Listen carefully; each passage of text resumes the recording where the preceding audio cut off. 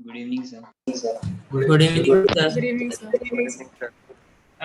Good evening sir. Good evening sir. Sir lag हो रहा है। सर लैग हो रहा है। Good evening. Good evening sir. Good evening sir. Sir आपकी तरफ से लैग हो रहा है। यस सर लैग हो रहा है। आगे भाई सब लोग। सर बहुत ब्लर है वीडियो। ब्लर आ रहा है। Yes sir. आंसर लैग हो रहा है सर बहुत ज्यादा, मतलब आप। अरे हम तो नहा के आए थे आज, ब्लर कैसे आ रहा है? Sir network.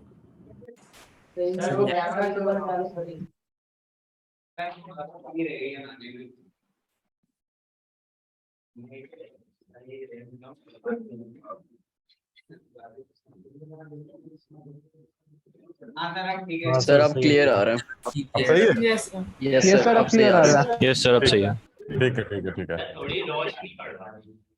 रोशनी बढ़ा दें। ये आ रहा है सर, अब तो ठीक हो गया। अब तो ठीक हो गया। नहीं सर ठीक है।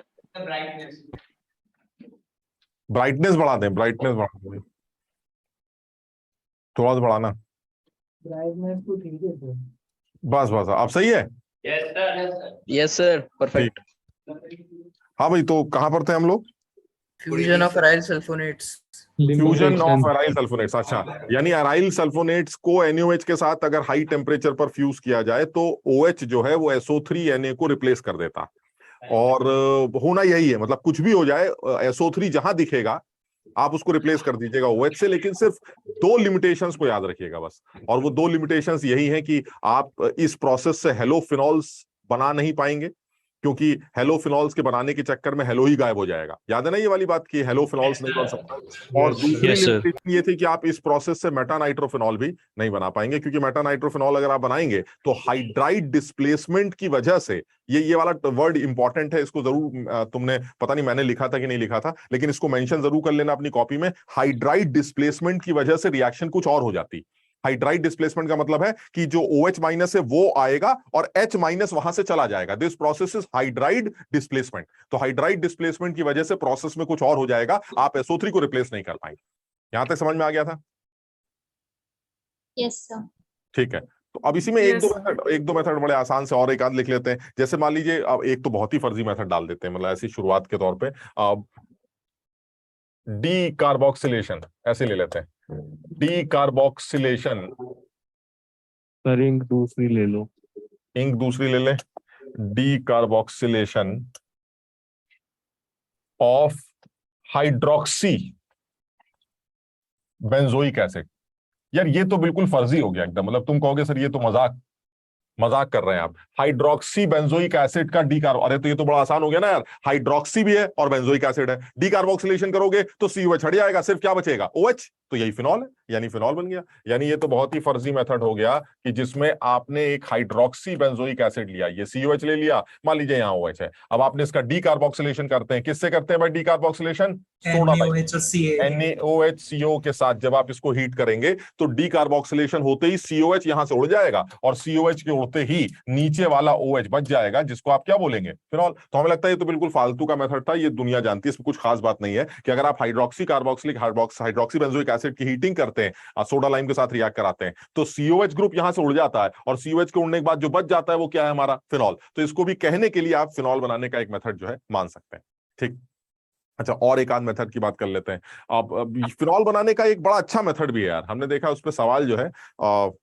अच्छा, इस बार जो जेई का एग्जाम हुआ है, कल जो एडवांस का पेपर था, उसमें एक सवाल आया था यार, वो डाउस प्रोसेस पे सवाल आया था। जहां तक मुझे याद आ रहा है, ये एक बार तुम इसको नोट कर लो, तो जो सवाल आया था वो तुम्हें दिखाता हूं मैं, बड़ा अच्छा सवाल बनाया था। ठीक, तो पहली स्लाइड है सर। हाँ ये पहली स्लाइड। सवाल ये आया था कि क्लोरोबेंजीन ली गई थी, और क्लोरोबेंजीन की रिएक्शन जो है वो वही जो अपना समझ रहे हो, 206 क्या है, 623 केल्विन और 300 ATM प्रेशर, ये सब कर करा के NaOH के साथ रिएक्ट कराया। तो एक कंपाउंड बना था A, this is major product है ना। और फिर उसके बाद कहा था A की रिएक्शन जो है वो कॉन्सेंट्रेटेड HNO3 के साथ कराएंगे H2SO4 के साथ। दैट इज वही जो फुल नाइट्रेशन की बात कर रहे हैं। तो जो प्रोडक्ट बनेगा हमारा बी, उसके अंदर हाइड्रोजन की परसेंटेज कितनी होगी, ये सवाल। Find out the percentage of hydrogen in the final product B. अब सबसे बड़ी बात है, ये सबको पता होना चाहिए कि भाई क्या क्या हो रहा है। ये कल का सवाल था, तो सबसे पहले ये पता होना चाहिए कि ये आप क्या करने जा रहे हैं। तो ये तो सबको समझ में आ गया, डाउस प्रोसेस है तो फिनॉल बनेगा। Yes sir. तो जब फिनॉल बनेगा तो फिनॉल एक स्ट्रॉन्ग एक्टिवेटर होगा। इतने स्ट्रॉन्ग कंसंट्रेटेड HNO3 के साथ H2SO4 के साथ जब आप रिएक्ट कराएंगे तो इसके चारों तरफ NO2 लग जाएगा, यानी OH जो है वो पिक्रिक एसिड में कन्वर्ट हो जाएगा। इधर भी NO2 आ गया, इधर भी NO2 आ गया, इधर भी NO2 आ गया, चारों तरफ। ये सब NCERT की रिएक्शन एकदम सीधी सीधी। और जब ये चारों तरफ लग जाएगा तो ये आपका जो आदमी बना है इसको आप बी बोलेंगे। और इस आदमी के अंदर हाइड्रोजन की परसेंटेज कितनी है वो इसके मॉलिक्यूलर फॉर्मूले को देखकर परसेंटेज तो निकाल लोगे। मतलब इसका जो नेट मॉलिक्यूलर फॉर्मूला कितना बनेगा, मेरे ख्याल से कितने 6 कार्बन है, C6, H कितने होंगे 1 2 3, H 3 हो गए। नाइट्रोजन कितने होंगे 1 2 3, नाइट्रोजन भी 3 हो गए। ऑक्सीजन कितने होंगे 7।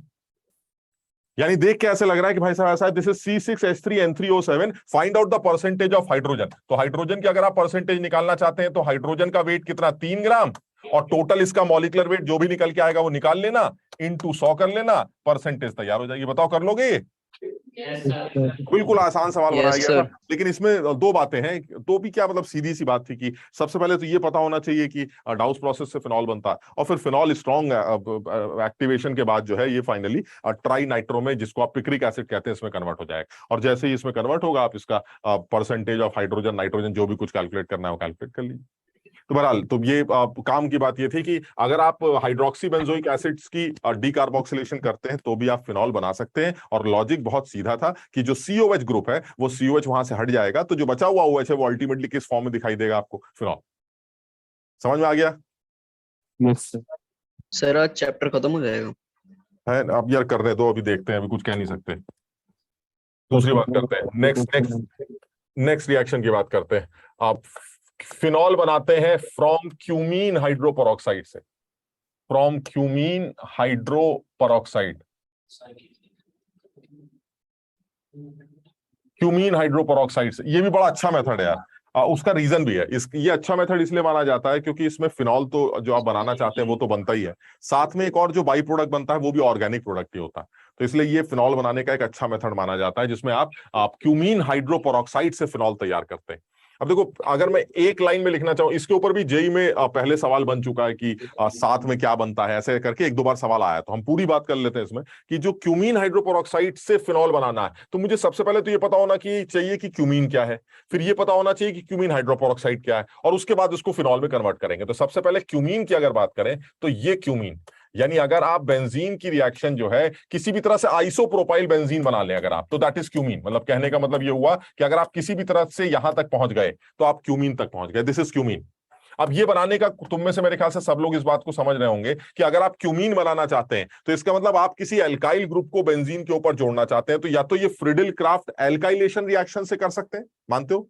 फ्रिडल क्राफ्ट एल्काइलेशन रिएक्शन से कार्बोकेटाइन बनाकर आप इसके ऊपर जोड़ सकते हो। तो मतलब आप ऐसा भी कुछ कर सकते हैं कि CH3 CH2 CH2Cl, और इसकी रिएक्शन AlCl3 की प्रेजेंस में करेंगे।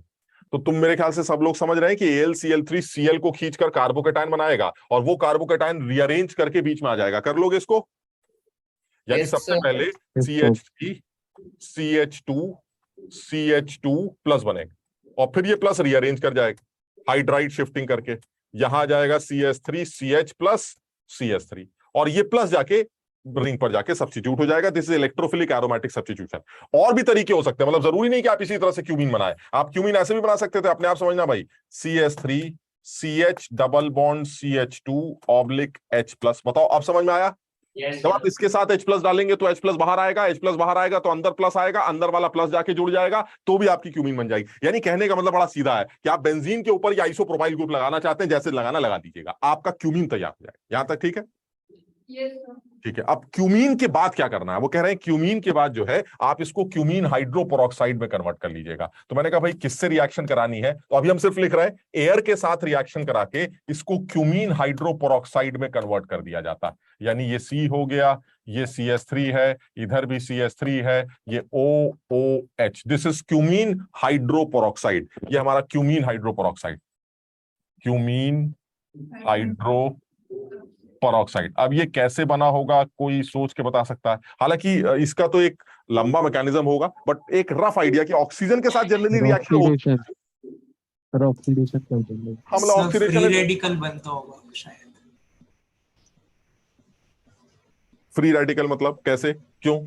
ऑक्सीजन का सर बॉन्ड टूटेगा तो होमोलिटिक फ्यूजन होनी चाहिए।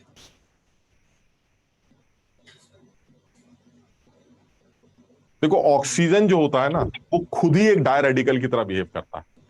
तुमने सुना होगा कि ऑक्सीजन का जो मॉलिक्यूल होता है वो पैरामैग्नेटिक नेचर का होता है, और तुमने ये भी पढ़ा होगा कि जब मॉलिक्यूलर ऑर्बिटल थ्योरी में जब आप O2 का ऑर्बिटल मॉलिक्यूलर ऑर्बिटल कॉन्फ़िगरेशन लिखते हैं तो उस कॉन्फ़िगरेशन में 2 अनपेयर्ड इलेक्ट्रॉन्स निकल के आते हैं, जिसकी वजह से वो पैरामैग्नेटिक नेचर शो करता है। याद है ना, sigma 1s2, sigma star 1s2, sigma 2s2, sigma star 2s2, ऐसे करके जब आप ऑक्सीजन का कॉन्फ़िगरेशन लिखते हैं तो उस केस में ऑक्सीजन के पास 2 अनपेयर्ड इलेक्ट्रॉन निकल के आते हैं, और 2 अनपेयर्ड इलेक्ट्रॉन्स की वजह से वो एक पैरामैग्नेटिज्म शो करता। जबकि एक्चुअली वीबीटी ने नहीं बताया था ऐसा। तुमने पढ़ा था वीबीटी ऐसा नहीं करती। वीबीटी क्या करती थी? वीबीटी कहती थी भाई ऑक्सीजन के पास सारे पेयर्ड है, सारे पेयर्ड। क्या उन वीबीटी के अकॉर्डिंगली ऑक्सीजन की जो शक्ल होनी चाहिए वो ऐसी होनी चाहिए, O डबल बॉन्ड O, यहां भी पेयर्ड, हम भी पेयर्ड, तुम भी पेयर्ड, ये भी पेयर्ड, सब पेयर्ड, एक भी अनपेयर्ड इलेक्ट्रॉन नहीं है। This is VBT. यानी वैलेंस बॉन्ड थ्योरी के अकॉर्डिंगली ऑक्सीजन की शक्ल ऐसी होनी चाहिए जिसकी वजह से जो O2 का मॉलिक्यूल है वो डायामैग्नेटिक नेचर का होना चाहिए। लेकिन एक्सपेरिमेंटली ऑब्जर्व किया गया था कि O2 का मॉलिक्यूल डायामैग्नेटिक नेचर का नहीं। कैसे पता चला? लिक्विड ऑक्सीजन को आपने मैग्नेट के बीच में से ऐसे निकाल दिया, ऐसे आपने लिक्विड ऑक्सीजन को लिया और उसको दोनों मैग्नेट के बीच में से ऐसे डाल दिया, तो अगर वो डायामैग्नेटिक नेचर की है तब तो कुछ होगा ही नहीं, ऐसे बह गई। लेकिन जैसे ही उसको आपने डाला तो पता चला उस लिक्विड ऑक्सीजन के अंदर ऐसे छपा छप समझ रहे हो, बवाल मच गया ऐसे। इसका मतलब उस लिक्विड ऑक्सीजन ने एक्सटर्नल मैग्नेटिक फील्ड को रिस्पॉन्ड किया, और ऐसा तभी हो सकता है जब वो O2 का मॉलिक्यूल या जो लिक्विड ऑक्सीजन आपने ली थी वो पैरामैग्नेटिज्म शो करे। तो वीबीटी को यह बात समझ में नहीं आती कि O2 का पैरामैग्नेटिज्म नेचर कहां से आया। लेकिन जब एमओटी पढ़ी, एमओटी आगे आई, तब पता चला कि O2 का पैरामैग्नेटिज्म नेचर ऑक्सीजन के अंदर पड़े हुए 2 अनपेयर्ड इलेक्ट्रॉन्स की वजह से आता है। अगर तुम्हें इलेक्ट्रॉनिक कॉन्फ़िगरेशन तुम्हें लिखना आता हो तो तुम्हें याद आएगा पाई 2p y1 पाई 2px1, यानी pi star 2p y1 pi star 2p, उसमें 2 इलेक्ट्रॉन, एक इलेक्ट्रॉन होते थे जो अनपेयर्ड होते थे। लिख लेते हो उसका कॉन्फ़िगरेशन? Yes sir. तो इसका मतलब ये हुआ कि ऑक्सीजन एक ऐसा मॉलिक्यूल है जिसमें 2 अनपेयर्ड इलेक्ट्रॉन्स है, यानी ऑक्सीजन खुद एक डायरेडिकल की तरह एग्जिस्ट करती है। यानी ये जो O2 है, ये O2 is just like this is a diradical acid. It has 2 unpaired electrons.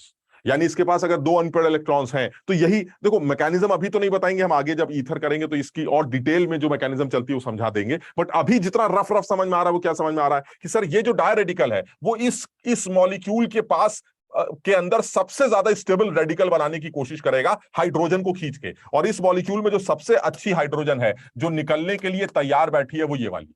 यानी अगर ये रेडिकल, ये वाला डॉट इस H को खींच ले तो यहां पर इस कार्बन पर एक रेडिकल बनेगा, और ये वाला जो रेडिकल होगा वो 3 डिग्री बेंजाइलिक रेडिकल होगा जो कि हाइपर कॉन्जुगेशन से भी स्टेबल होगा और रेजोनेंस से भी स्टेबल होगा। इसका मतलब ये हुआ ये O2 का जो मॉलिक्यूल है एज अ डाई रेडिकल वो एक H को खींचेगा, H को खींचने से नीचे वाले कार्बन पर रेडिकल बनेगा, और इसका जो पीछे वाला रेडिकल है वो जाके पीछे से जुड़ जाएगा। जरा समझना ये कैसे बना। यानी इस कार्बन पर एक रेडिकल आया, यानी इस वाले ऑक्सीजन ने यहां से H को निकाला और इसके पीछे वाले ऑक्सीजन ने आके इस रेडिकल में जाके जुड़ गया। ये एक समझ पा रहे हो कैसे हो रहा है? Yes sir. यानी ये वाला जो रेडिकल है, इस रेडिकल ने H को निकाला, अगर ये रेडिकल H को लेके भागेगा तो यहां H आ जाएगा, इस कार्बन पर रेडिकल बनेगा और इस रेडिकल पर पीछे वाला रेडिकल जाके जुड़ जाएगा। तो आंसर क्या आएगा? Carbon OOH, carbon OOH। ये हमारा क्यूमीन हाइड्रोपेरोक्साइड तैयार हो जाएगा। क्लियर? हाँ सर वहां तो 2 पेड़ लगे हुए ना, तो प्रॉब्लम नहीं आएगी? नहीं, कोई प्रॉब्लम नहीं आएगी। H को लेके भागना है, प्रॉब्लम तब आती है हिंड्रेंस की जब तुम्हें वहां जुड़ना होता है। तुम H को लेके भागने के लिए आए हो तो H को लेके भाग सकते हो वहां पे। यानी ये जो आपका O रेडिकल है, ये रेडिकल आसानी से यहां से H को लेके जुड़ जाएगा, H को लेके यहां जोड़ देगा, और इस कार्बन पे जो रेडिकल बनेगा उस रेडिकल पर पीछे वाला रेडिकल जाके जुड़ जाएगा। तो फाइनली आप क्यूमीन हाइड्रोपेरोक्साइड में कन्वर्ट हो जाएंगे। और जैसे ही ये क्यूमीन हाइड्रोपेरोक्साइड बनेगा, इसका एसिडिफिकेशन, अब जब आप इसका एसिडिफिकेशन करेंगे तो आपको फाइनली फिनॉल देखने को मिलेगा। यहां आ जाएगा OH और साथ में एक बाई प्रोडक्ट जो कि ऑर्गेनिक बाई प्रोडक्ट है, एसीटोन, ये तैयार हो जाएगी। जेई में बहुत पहले सवाल पूछा गया था कि क्यूमीन हाइड्रोपेरोक्साइड के एसिडिफिकेशन से फिनॉल के साथ और एक चीज बनती है, उसका नाम क्या है? तो फिनॉल के साथ जो एक और चीज बनती है वो एसीटोन है, CH3COCH3। ये कैसे बनेगा ये भी समझते हैं अभी।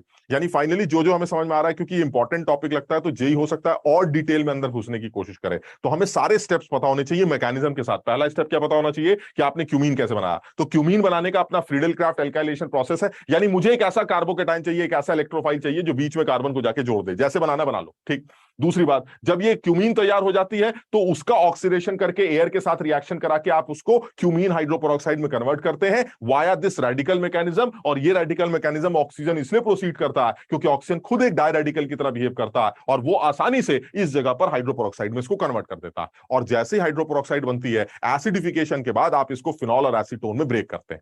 अब एसिडिफिकेशन के बाद ये कैसे बना, इसके बारे में सोच लेते हैं। बड़ा आसान से स्टेप्स हैं। सबसे पहला स्टेप क्या होना चाहिए जब आप सर एसिडिफिकेशन, एक चीज कंफर्म करनी थी। हाँ, बेंजीन रिंग के ऊपर आइसोप्रोपिल ग्रुप लगेगा तभी वो क्यूमीन कहलाएगा। तभी वो क्यूमीन कहलाएगा। Cumene is a common name, cumene is a common name of isopropyl benzene, है ना। तो आइसोप्रोपाइल बेंजीन का कॉमन नेम जो है हमारा वो क्यूमीन है। और ये तभी बनेगा जब आप बेंजीन के ऊपर ऐसे समझ रहे वाई वाई जैसा बनाएंगे। और बेंजीन के ऊपर वाई आप कैसे बनाते हैं ये आपके ऊपर, इसका कोई चक्कर नहीं, आपका जैसे दिल करे आप इसके ऊपर वाई लगा दीजिए, फ्रीडल क्राफ्ट मेथड से लगा दीजिए, जैसा दिल करे वैसे। आपको सिर्फ एक कार्बोकेटाइन चाहिए, ये वाला। अब ये वाला कार्बोकेटाइन आप कहां से लाते हैं ये आप अपने आप समझ लीजिएगा, और इस कार्बोकेटाइन को उठा के बेंजीन के सर पे मार दीजिए। समझ गए ना?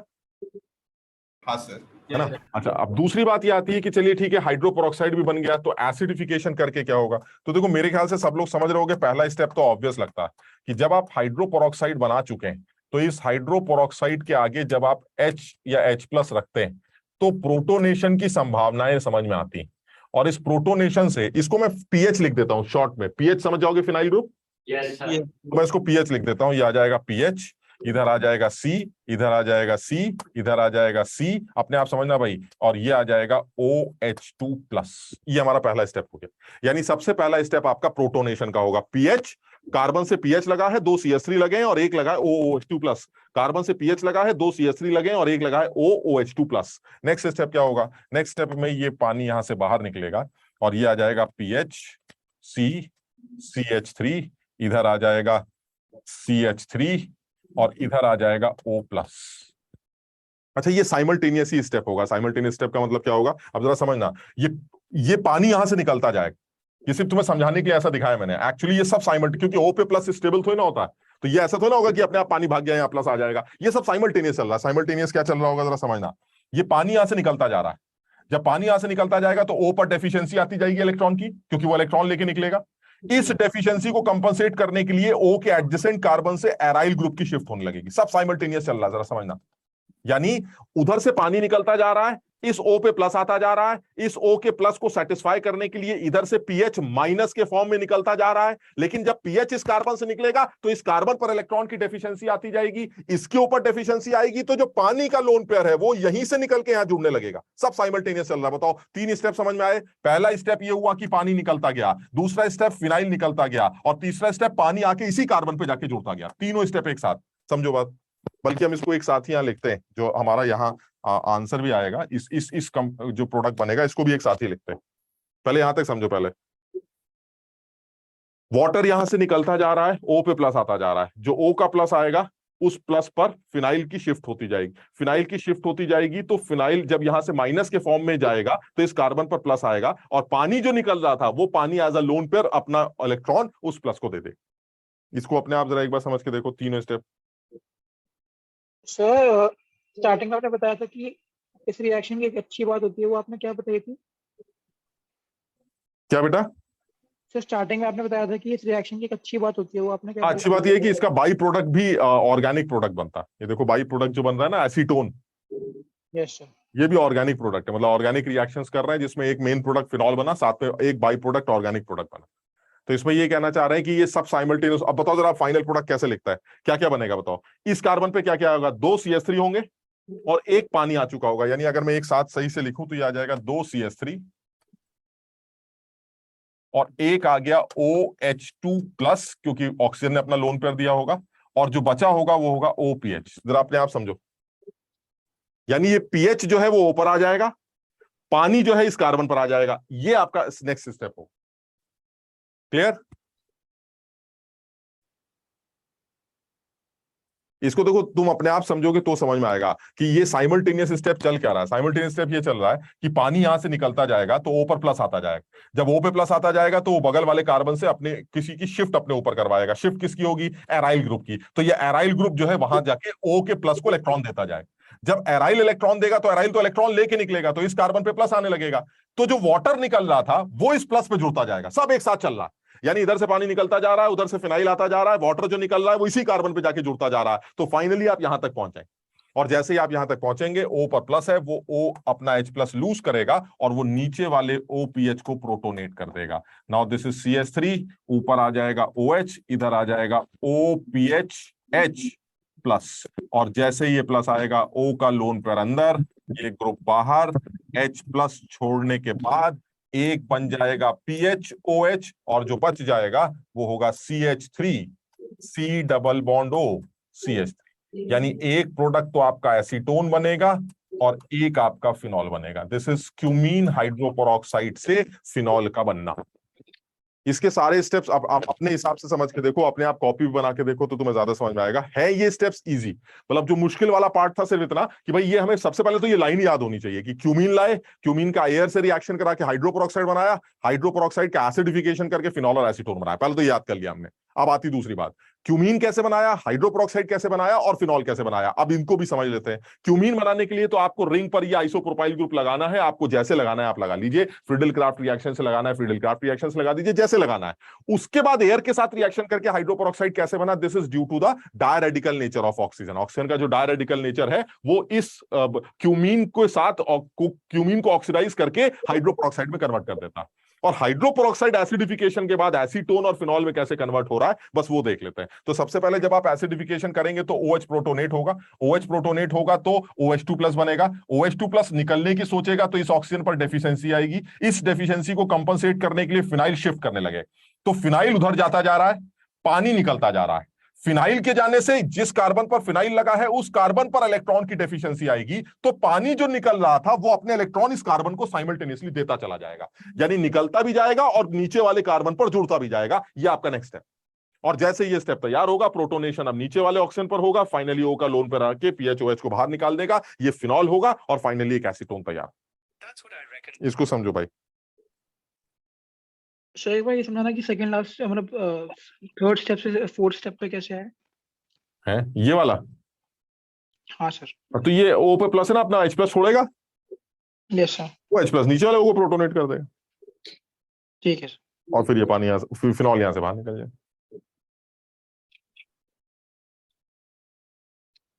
Sir sir Friedel craft reaction क्या है? क्या कह रहे हो बेटा? Sir Friedel craft. हाँ, फ्रीडल क्राफ्ट क्या सर क्या होती है? अच्छी होती है। सर कैसी होती है मतलब? अच्छा, अभी रुक जाओ, बताते हैं। ये नोट कर लिया सबने? Yes sir. तो इसमें देखो ना, अपने हिसाब से समझ लो कि मतलब क्या चीजें आ सकती हैं, क्या पूछ सकता है, क्योंकि देखो अब ऐसा नहीं कि इससे भी अलग सवाल बन सकते हैं, इससे अलग सवाल नहीं बन सकता है, समझो। मतलब ये नॉर्मली हाइड्रोपेरोक्साइड से फिनॉल बनाने का एक मेथड है, तो इसमें अब और कुछ चेंजेस नहीं होंगे। मतलब बात समझ रहे हो? तो इसमें तुम ये मत सोचना अगर ऐसा होगा तो क्या होगा, ऐसा होगा तो, ये एक मेथड है, हमें कम से कम ये मेथड पता होना चाहिए, क्योंकि जेई में 2-1 बार सवाल बन चुका है, तो हो सकता है मैकेनिज्म से रिलेटेड कोई सवाल ना पूछ ले, तो तुम्हें मैकेनिज्म भी तीनों स्टेप्स की पता होनी चाहिए। क्यूमीन बनना, क्यूमीन का हाइड्रोपेरोक्साइड में कन्वर्जन, और हाइड्रोपेरोक्साइड से फाइनली फिनॉल और एसीटोन का बनना, ये तीनों स्टेप्स समझ में आने चाहिए।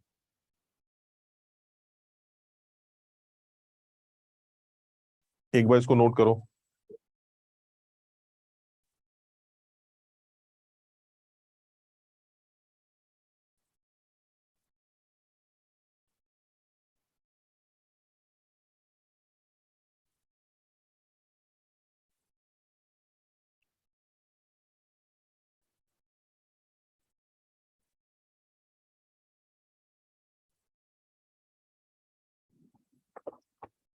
चलिए अब इसमें जैसे अभी एक दो टर्म आए तो अच्छा है कि उसको भी एक बार पढ़ ही लेते हैं पूरी बात को, कि ये जो फ्रीडल क्राफ्ट रिएक्शन की बात कर रहे हैं, ये एक इलेक्ट्रोफिलिक एरोमेटिक सब्स्टिट्यूशन की रिएक्शन, जो इलेक्ट्रोफिलिक एरोमेटिक सब्स्टिट्यूशन रिएक्शन है, ये उसी का एक पार्ट।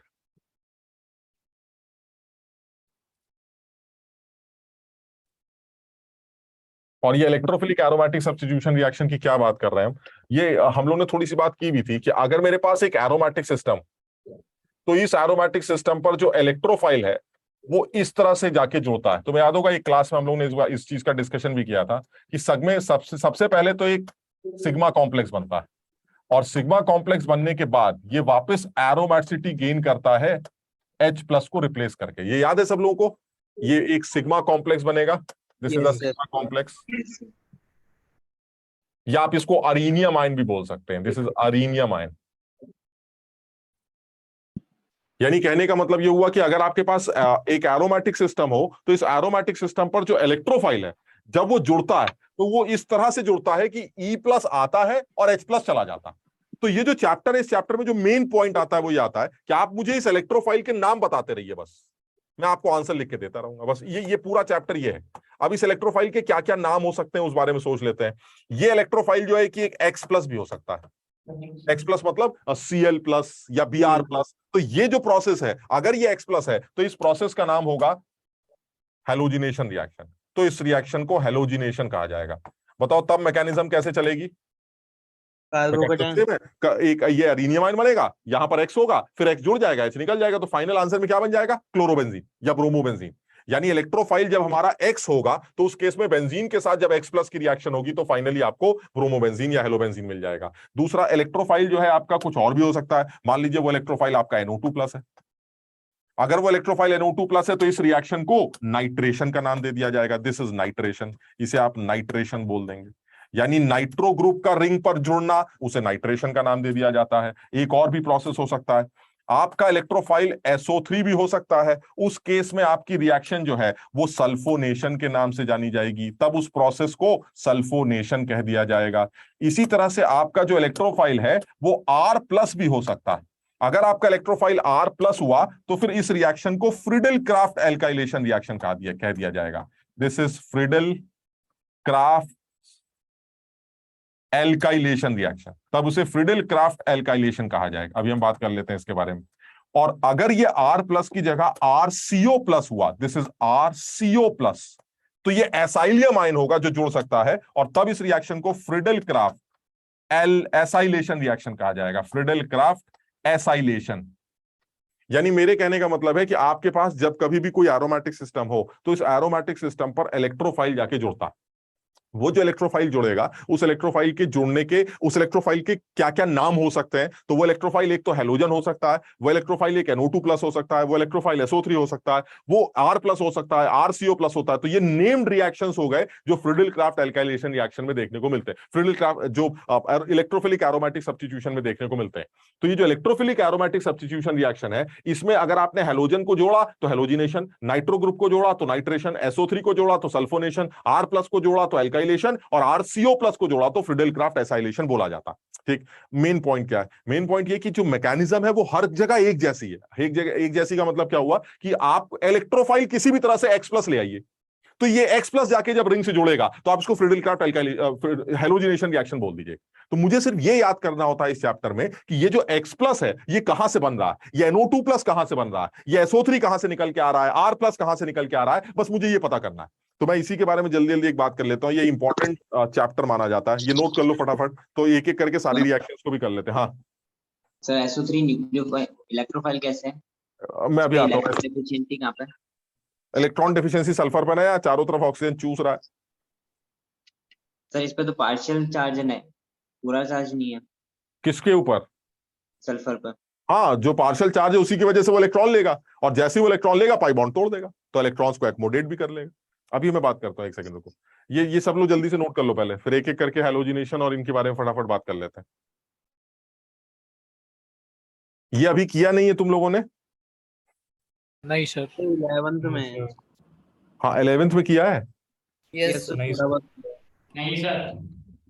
No sir. अच्छा पहले इसको नोट कर लो जल्दी से। एक सर जो कल टेस्ट हुआ था ना, एक बार प्लीज आप चेक करवा दोगे, उसमें ना 2-3 जगह मिस्टेक अच्छा आंसर्स में। उस तरह से ना सर कंफर्म नहीं हो पाते, क्योंकि केमिस्ट्री के कहीं बाहर नेट पे मिलते भी नहीं ऐसे सॉल्यूशन। मेरे ख्याल से एक दो दिन का वेट करो, वो अपने आप ही आंसर की करेक्ट हो जाएगी, क्योंकि अगर तुम्हें डाउट है तो फिर वो हुआ होगा, वो गड़बड़ हुआ होगा। हो सकता है वो आंसर की करेक्टेड आ जाए। हटा दे भाई। Yes sir. ठीक है चलिए, आप देखिए अब इसमें एक एक करके जल्दी जल्दी बात करते हैं। सबसे पहले बात कर लेते हैं हेलोजिनेशन की। हेलोजिनेशन,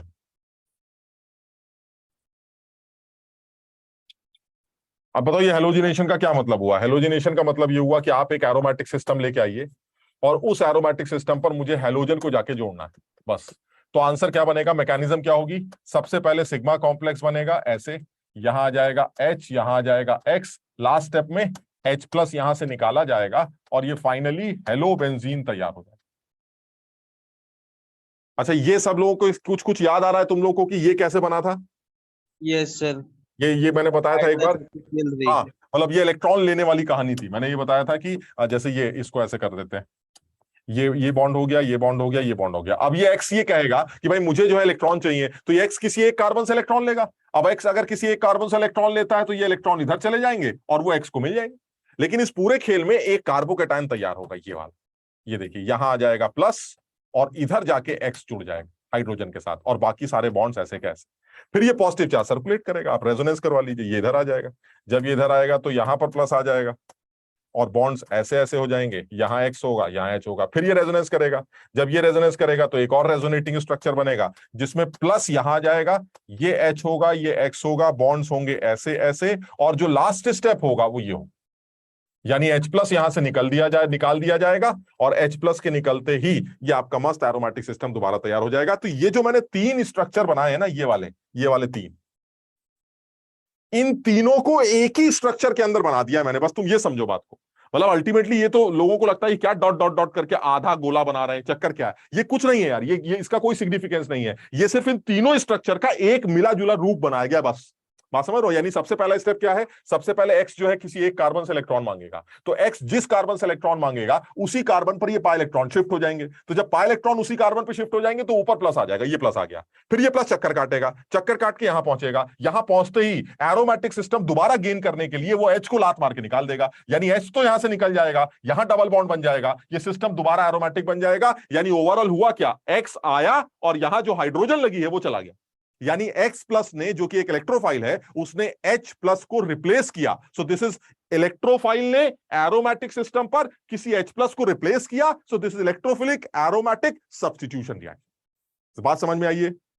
और ये जो तुमने 3 स्ट्रक्चर बनाए, ये तीनों स्ट्रक्चर एक ही स्ट्रक्चर के अंदर मैंने बना दिए। देखो कैसे, प्लस यहां से शुरू हुआ घूमना और कहां तक घूमा, यहां तक। ये देखिए प्लस यहां से घूमना शुरू हुआ, घुमाते गए घुमाते गए घुमाते गए घुमाते गए घुमाते गए घुमाते गए घुमाते गए और उसको यहां लाके छोड़ दिया, बस खत्म। यानी ये मैंने ऐसे ही एक सिंबॉलिक फॉर्म बनाई है जिसमें पॉजिटिव चार्ज जो अरीनियम आयन है आपका, वो घूमते घूमते घूमते यहां से लेके घूमते घूमते घूमते यहां पहुंचेगा और उसके बाद लास्ट स्टेप में H प्लस को यहां से निकाल दिया जाएगा और आपका एरोमेटिक सिस्टम दोबारा तैयार हो जाएगा। ये एक जनरल मैकेनिज्म है, यानी अगर यहां हेलोजन होगा तो ऐसे जुड़ेगा, नाइट्रो ग्रुप होगा तो भी ऐसे ही जुड़ेगा, जिसको भी जोड़ना है यही मैकेनिज्म एक जनरल मैकेनिज्म होगी इलेक्ट्रोफिलिक एरोमेटिक सब्स्टिट्यूशन की। सब लोग पहले ये बात समझ लो। सर एक डाउट। हाँ सर जैसे सर हम जो रेजोनेटिंग स्ट्रक्चर्स बनाते हैं सर, वो ये चेक करने के लिए बनाते हैं कि कौन सा ज्यादा स्टेबल होगा? हाँ, मतलब जितना ज्यादा अच्छे रेजोनेटिंग स्ट्रक्चर्स या जितना स्टेबल रेजोनेटिंग स्ट्रक्चर, जितने ज्यादा कंट्रीब्यूटिंग रेजोनेटिंग स्ट्रक्चर्स बनेंगे वो आदमी उतना ही ज्यादा स्टेबल भी होगा। यहां पर रेजोनेटिंग स्ट्रक्चर नहीं बना रहा हूं मैं सिर्फ ये बताना चाह रहा हूं कि सबसे पहले जो कार्बोकैटायन बनेगा वो ये बनेगा। अब इस कार्बोकैटायन को क्योंकि ये लगता है कि वो रेजोनेंस स्टेबलाइज हो सकता है, तो वो रेजोनेंस करते करते करते यहां पहुंचेगा और फिर लास्ट स्टेप में H प्लस को निकाल दिया जाएगा। तो अल्टीमेटली आप फाइनली जो प्रोडक्ट बनेगा वो क्या बनेगा, X आया और H यहां से चला गया, यानी X ने H को रिप्लेस किया। सो this is electrophilic aromatic substitution. पहले सब लोग ये याद कर लो, ये समझ में आ गया? Yes sir. अच्छा, अब यस सर। मेन पॉइंट क्या है? मेन पॉइंट ये है कि सर ये बताइए, ये जो X प्लस है ये आप लाए कहां से? जहां से भी एक X प्लस, ये जो X प्लस है ये आपको मिलेगा कहां से? या तो एग्जाम में आपको लगता है कि X प्लस डायरेक्ट लिख के दे देगा, तो अगर उसने X प्लस लिख के दे दिया तब तो हमें कुछ करना ही नहीं है, इलेक्ट्रोफाइल उठाइए जाके जोड़ दीजिए और उसमें कोई परेशान। लेकिन अगर मुझसे ये पूछा जाए कि ये X प्लस पता कैसे चलता, तो आपको एक दो चीजें ध्यान रखनी है। ये जो X प्लस है, ये X प्लस मेनली जो सवाल में दिया जाता है वो इस चीज के साथ दिया जाता है, X2 प्लस Fe, मतलब जैसे अगर मान लीजिए ब्रोमिनेशन कर रहे हैं या क्लोरीनेशन कुछ भी कर रहे हैं तो ऐसे ले लेते हैं, जैसे Br2 प्लस FeBr3, या फिर ऐसे भी ले सकते हैं Br2 ऑब्लिक Fe, कुछ भी, इन दोनों में से कुछ भी दिया जा सकता है। अब जरा अपने आप समझ के देखो, Br2 प्लस FeBr3 का क्या मतलब हुआ?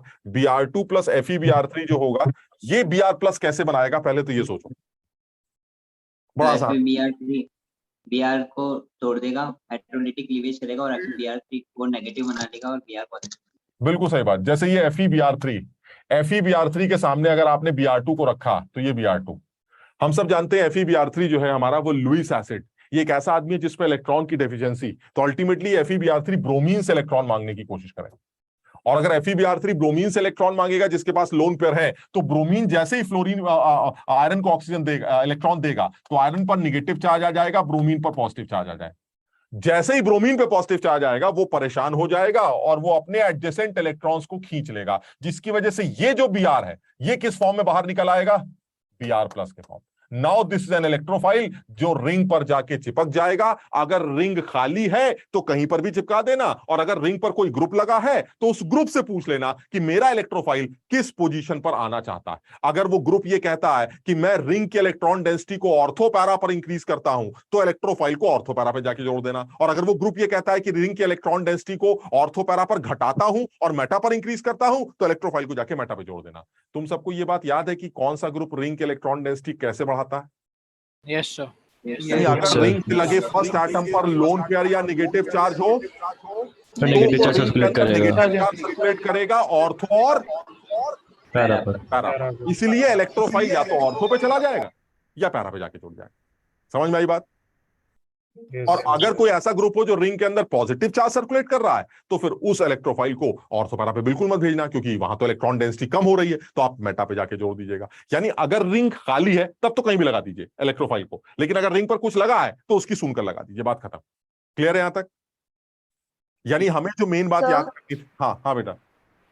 सर मेटा पे जब लगाएंगे तब बाकी ऑर्थो या पैरा पे डेंसिटी कम होगी कि ज्यादा होगी? नहीं समझा मैं। हम जब मेटा पे लगाएंगे, कब लगाएंगे ये पूछ रही हो? हाँ, मैं मेटा के पोजीशन के लिए कंफ्यूज हो रही हूँ। मतलब आप अगर एक ऐसा सिस्टम लेके आते हैं जो रिंग की पॉजिटिव चार्ज, रिंग के अंदर पॉजिटिव चार्ज सर्कुलेट कर रहा है, ठीक, तो कहां कर रहा है, कहां करते हैं चार्ज से सर्कुलेशन? ऑर्थो पैरा पे। Ortho para. तो इसका मतलब वो जो ग्रुप है वो रिंग के अंदर इलेक्ट्रॉन डेंसिटी को कम कर रहा है या पॉजिटिव चार्ज सर्कुलेट कर रहा है ऑर्थो और पैरा पर। और इलेक्ट्रोफाइल को क्या चाहिए? इलेक्ट्रॉन्स।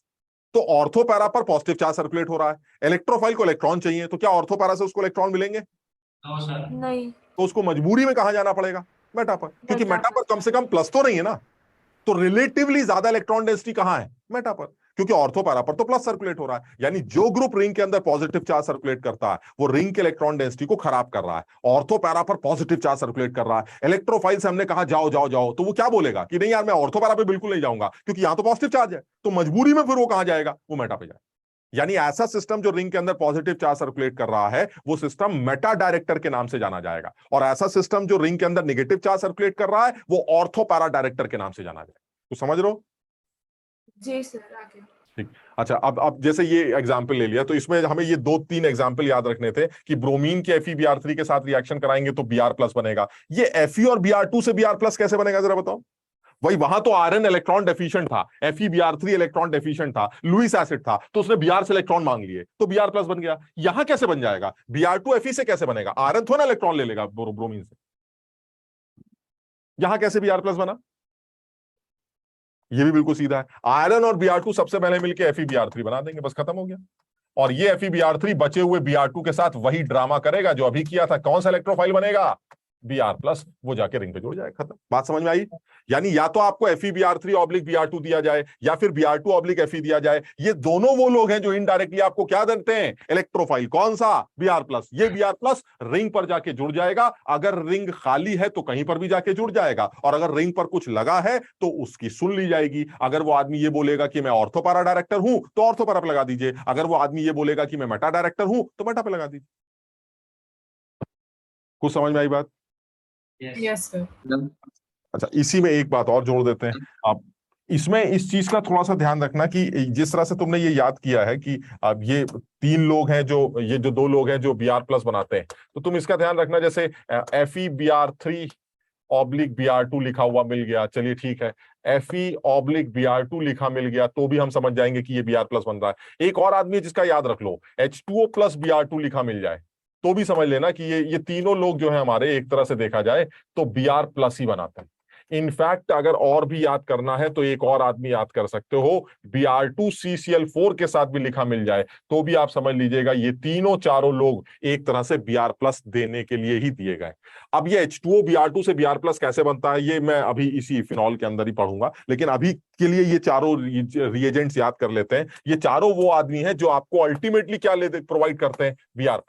तो अगर इन चारों में से कोई भी एक आदमी एरोमेटिक सिस्टम के सामने रखा हुआ है तो आप समझ लीजिएगा कि आंसर जो है आपका Br लगने वाला है। जैसे मान लीजिए एक छोटा सा एग्जांपल के तौर पे बता रहा हूं मैं, ये OH, और अगर मान लीजिए ये लिखा मिल जाए आपको Br2 और यहां लिख दिया मैंने CCl4, बताओ आंसर क्या आएगा?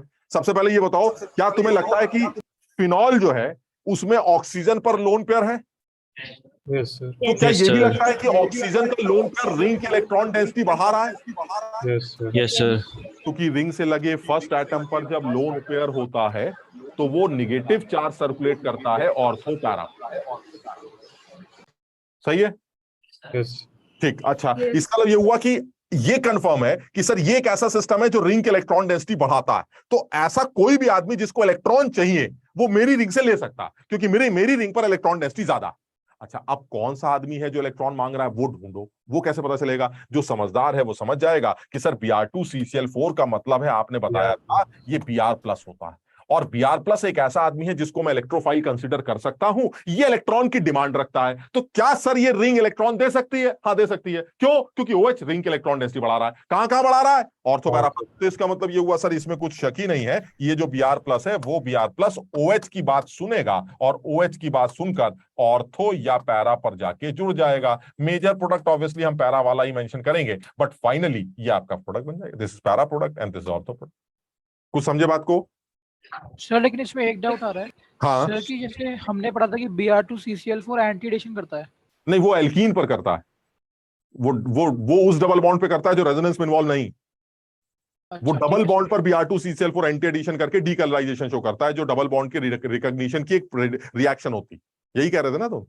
हाँ सर। लेकिन वो यहां नहीं है बोलो। और वहां पर भी पता नहीं, तुमने अगर इतनी बात याद की है तो तुमने ये याद किया होगा कि वहां पर भी Br2CCl4 सबसे पहले Br+ ही बनाता है, और वो Br+ उस डबल बॉन्ड पर साइक्लिक ब्रोमोनियम आयन तैयार करता है, और वो cyclic bromonium ion anti addition show करता है। याद है ना ये वाली बात? Yes sir. यस। अल्टीमेटली मैं ये नहीं देख रहा था कि एंटी एडिशन हो रहा नहीं हो, मैं तो ये कह रहा था Br2CCl4 का मतलब एक Br+ खड़ा है बस। अब आपको जो यूज करना कर लीजिए। तो जैसे मैंने ये सिस्टम देखा तो मुझे ये सिस्टम ऐसा समझ में आया जिसमें रिंग के इलेक्ट्रॉन डेंसिटी बहुत ज्यादा है एट ऑर्थो एंड पैरा। तो जैसे ही Br+ बना वो ऑर्थो पैरा बजा के जोड़ गया, खत्म हो गया। समझ रहे हो ना? तो इस चीज को थोड़ा सा ध्यान रख रहे हैं कि अगर इन चारों में से कोई भी आपको एक रिएजेंट दिखा मिले एरो के ऊपर, तो आप समझ जाइएगा कि आपको Br+ दिया गया है। Br+ उठाइए, रिंग पर जाके चिपका दीजिए। अगर रिंग खाली है तो कहीं भी लगा दीजिए, और अगर रिंग पर कुछ लगा हुआ है तो उस आदमी से पूछ लीजिए कि भाई ऐसा है, मैं ऑर्थो पैरा पे जाऊं या मेटा पे जाऊं। वो आदमी आपको बता देगा। जैसे और एग्जाम्पल लेते हैं, ये एक आधा एग्जाम्पल लेते हैं। इसमें पैरा पोजीशन को आपने मेजर प्रोडक्ट क्यों बोला? वही हिंड्रेंस की वजह से बेटा। मतलब हिंड्रेंस मतलब ऑब्वियस है कि OH और Br के बीच में थोड़ा भी अगर हिंड्रेंस है तो मेजर प्रोडक्ट। ऑर्थो पैरा में मेजर प्रोडक्ट हमेशा पैरा वाला ही रिपोर्ट किया जाता है। ऑर्थो वाला एक केस में मेजर हो सकता है, जब हाइड्रोजन बॉन्डिंग, जब हाइड्रोजन बॉन्डिंग नहीं है तब तो नहीं कंसीडर करते। समझ रहे हो ना? तो जैसे मान लीजिए ये ले लेते हैं, ये आपका C डबल बॉन्ड O और इधर लगा देते हैं CH2। नहीं, इसका आंसर बताओ। इस तरह के सवाल जेईई में पहले बहुत पूछे गए। अब मान लीजिए मैंने इलेक्ट्रोफाइल ले लिया, ये Fe/Br2। बताइए, आप सबसे पहले ये पहचान पा रहे हो कि Fe/Br2 की बात चल रही है, इसका मतलब Br+ की बात चल रही है। Yes, sir. आज इसका मतलब ये तो कंफर्म हो गया सर, मेरे पास एक इलेक्ट्रोफाइल जो है वो बाहर खड़ा हुआ है Br+। अब आप ये बताइए इस Br+ को कहां भेजना है, ये हो गया सवाल। अब Br+ लगा है दोनों तरफ एरोमेटिक सिस्टम, तो इसका मतलब इलेक्ट्रोफिलिक एरोमेटिक सब्स्टिट्यूशन तो हो सकता है। अब या तो एरोमेटिक सिस्टम यहां पर जाके Br सब्स्टिट्यूट किया जाए या Br वहां सब्स्टिट्यूट किया जाए। कहां जाएंगे? जो Br+ की डिमांड है, जो Br+ की डिमांड है वो कहां से पूरी होती है वो समझ लो बस। अब तुम बताओ जरा, तुम्हें नहीं लगता जो लेफ्ट वाला सिस्टम है तुम्हारा वो डीएक्टिवेटिंग सिस्टम, एक बार समझ के देखो। Yes sir. याद है रिंग से लगे पहले एटम पर जब पाई बॉन्ड लगा हो तो रिंग की इलेक्ट्रॉन डेंसिटी खराब हो जाती, रिंग के अंदर पॉजिटिव चार्ज सर्कुलेट होता है ऑर्थो पैरा पर। और ये बताओ पॉजिटिव चार्ज अगर सर्कुलेट हो रहा है तो क्या Br+ की डिमांड पूरी कर पाएगी ये रिंग? नहीं, यानी ये ग्रुप रिंग के इलेक्ट्रॉन डेंसिटी को खराब कर रहा है, तो Br+ इस रिंग पर तो बिल्कुल नहीं जाएगा। क्लियर? लेकिन अगर राइट वाली रिंग को देखो तो क्या होगा? राइट वाली रिंग पे नाइट्रोजन पे लोन पेयर, ये याद है रिंग से लगे फर्स्ट एटम पर अगर लोन पेयर होगा तो नेगेटिव डेंसिटी चार्ज सर्कुलेट होगा, यानी इस रिंग की इलेक्ट्रॉन डेंसिटी बढ़ रही है। और अगर इस रिंग के इलेक्ट्रॉन डेंसिटी ज्यादा है तो फिर ये Br+ इसी की बात सुनकर ऑर्थो पर या पैरा पर जाके जुड़ जाएगा। मेजर प्रोडक्ट आप पैरा वाला लिख सकते हैं। बताओ समझे? यानी जो मेन बात समझ में आ रही है वो सिर्फ इतनी समझ में आ रही है कि ये हमारी डीएक्टिवेटेड सिस्टम है, this is my deactivated ring, ये मेरी डीएक्टिवेटेड रिंग है। चलिए ठीक है, और ये मेरी एक्टिवेटेड रिंग है। और अगर ये एक्टिवेटेड रिंग है तो एक्टिवेटेड रिंग पर ही इलेक्ट्रोफाइल को जाना चाहिए। तो इलेक्ट्रोफाइल नाइट्रोजन की सुनकर, जिसके ऊपर लोन पेयर था उसकी सुनकर ऑर्थो पैरा पे चला जाए, खत्म हो गया सवाल। तो हमें इस चीज का ध्यान रखना है कि हमारे पास इलेक्ट्रोफाइल कौन सा है, और इलेक्ट्रोफाइल जैसे ही पता चलेगा तो उस सिस्टम में जहां पर भी उसको भेजना है वो आप अपने हिसाब से अंदाजा लगा के भेज दीजिएगा। तो अगर कोई ऐसा ग्रुप है जो रिंग के इलेक्ट्रॉन डेंसिटी को ऑर्थो पैरा पे बढ़ाता है तो ऑर्थो पैरा डायरेक्टर बन जाएगा, और अगर कोई ऐसा ग्रुप हो जो रिंग के इलेक्ट्रॉन डेंसिटी को ऑर्थो पैरा पे घटाता है तो वो मेटा डायरेक्टर बन जाएगा। मेटा पर मजबूरी में जाके भेज दीजिएगा। क्लियर है ये? सर सर वहाँ पे मेटा पे भी नहीं हो सकता सब्स्टिट्यूशन? नहीं, मिनिमम माइनर प्रोडक्ट बनेगा, सब्स्टिट्यूशन तो हर जगह होगा। Major product will be decided by only ortho para product. ठीक है सर। हाँ भाई, इंदिरापुरम वाले बच्चे समझ में आया? Yes, sir. ठीक, चलिए अब दूसरी रिएक्शन की बात कर लेते हैं फटाफट। ये तो सर हेलोजन जो रिंग का डीएक्टिवेशन था उसका रीजन क्या आपने बताया?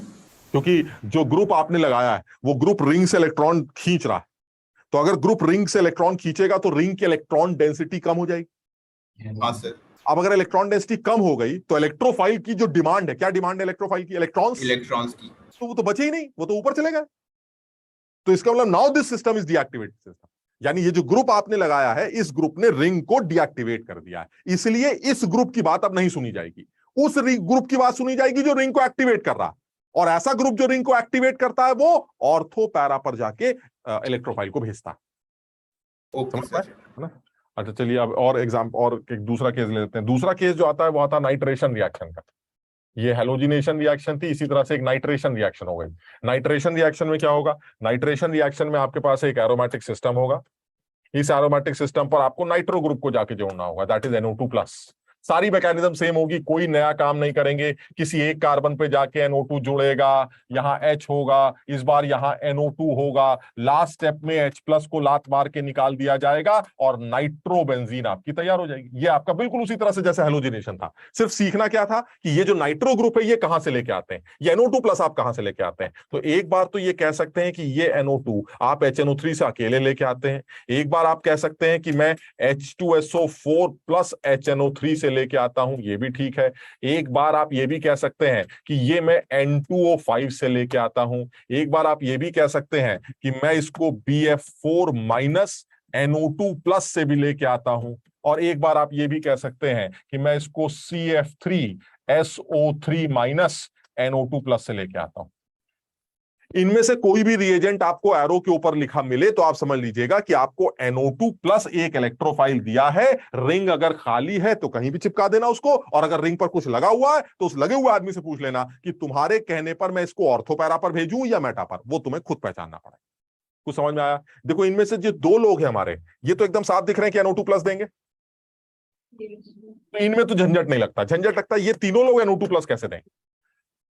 तो इनमें देखो HNO3 के बारे में ये बोला जाता है कि HNO3 भी NO2+ प्रोवाइड करता है, क्योंकि HNO3 की जो शक्ल है वो ऐसी होती है, दिस इज HNO3।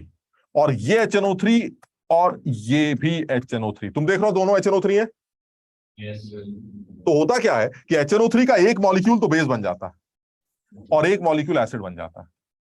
और ये मतलब बड़ी अजीब सी कहानी है कि मतलब दो लोग हैं, मतलब एक ही आदमी है, उसके दो मॉलिक्यूल, एक कहता है मैं एसिड बन गया, एक कहता है मैं बेस बन गया। तो होगा क्या, इसे ऑटो प्रोटोलिसिस कहते हैं, मतलब ये HNO3 अपने आप को ही प्रोटोनेट कर देता है। तो ऑक्सीजन के लोन पेयर पर ये सबसे पहले H+ प्रोवाइड करता है, ये बन जाता है HOH, O पर प्लस आ जाता है, और वहां क्योंकि HNO3 ने H+ दिया है तो नाइट्रेट बच जाता है। अब तुम समझ ही रहे हो कि जैसे ही प्लस आएगा परेशानी तो है ही आपके पास, HO, O पर प्लस और ये NO2।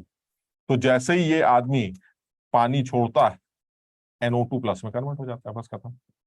यानी कहने का मतलब ये O का प्लस अपने इलेक्ट्रॉन्स विड्रॉ करके NO2 प्लस को बाहर निकाल देता है, और ये NO2 plus as an electrophile इस रिंग पर कहीं पर भी जाके जुड़ जाता है। अगर रिंग पर कुछ लगा है तो उसकी सुन ली जाती। बस इसमें इस प्रोसेस में ना इस चीज का ध्यान रखना, ये जो हो रहा है इसमें एक आदमी बेस है, एक आदमी एसिड है। So this is autoprotolysis reaction, यानी HNO3 खुद ही अपने आप को प्रोटोनेट करके NO2 प्लस जनरेट करता है।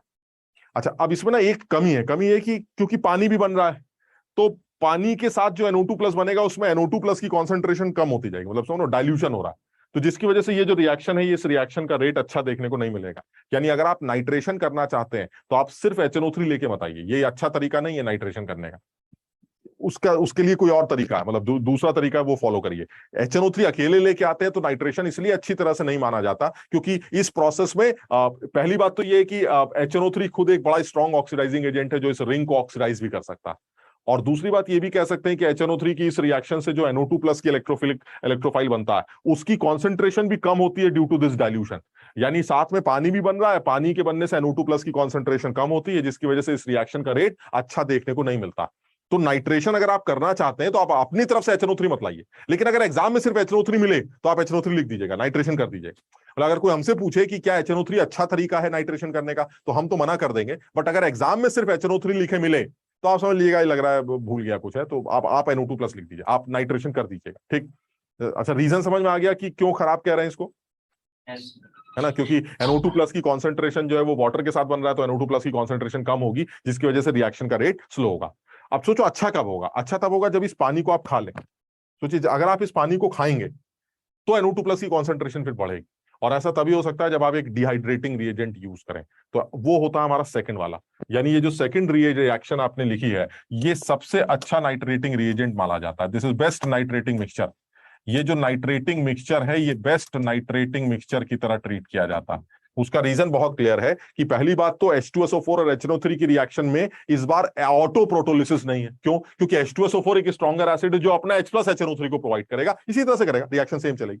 अच्छा, दूसरी बात, जैसे ही पानी बनेगा तो उस पानी को भी एब्जॉर्ब करने के लिए कौन आ जाएगा? H2SO4, बिकॉज H2SO4 एक डिहाइड्रेटिंग एजेंट, इसलिए अब NO2 प्लस की कॉन्सेंट्रेशन कम नहीं होगी और अब ये रिएक्शन अच्छे रेट से आगे बढ़ेगी। यानी अगर आप HNO3 प्लस H2SO4 को यूज करते हैं नाइट्रेशन करने के लिए तो ये बेटर नाइट्रेटिंग मिक्सचर माना जाता है। रीजन बहुत क्लियर है कि अगर आपने मान लीजिए H2SO4 और HNO3 को यूज किया तो जो H2SO4 होगा सबसे पहले वो HNO3 को प्रोटोनेट करेगा। इस बार HNO3 अपने आप को प्रोटोनेट नहीं करेगा, H2SO4 HNO3 को प्रोटोनेट करेगा। तो H2SO4 अपना H+ लूज कर देगा और H2SO4 अपना H+ जब HNO3 को दे देगा तो इसकी जो शक्ल बचेगी वो ऐसी बचेगी, ये बच जाएगा HSO4 माइनस H+ देने के बाद, और उधर वही जैसे अभी था हमारा प्रोटोनेशन के बाद H2O प्लस NO2।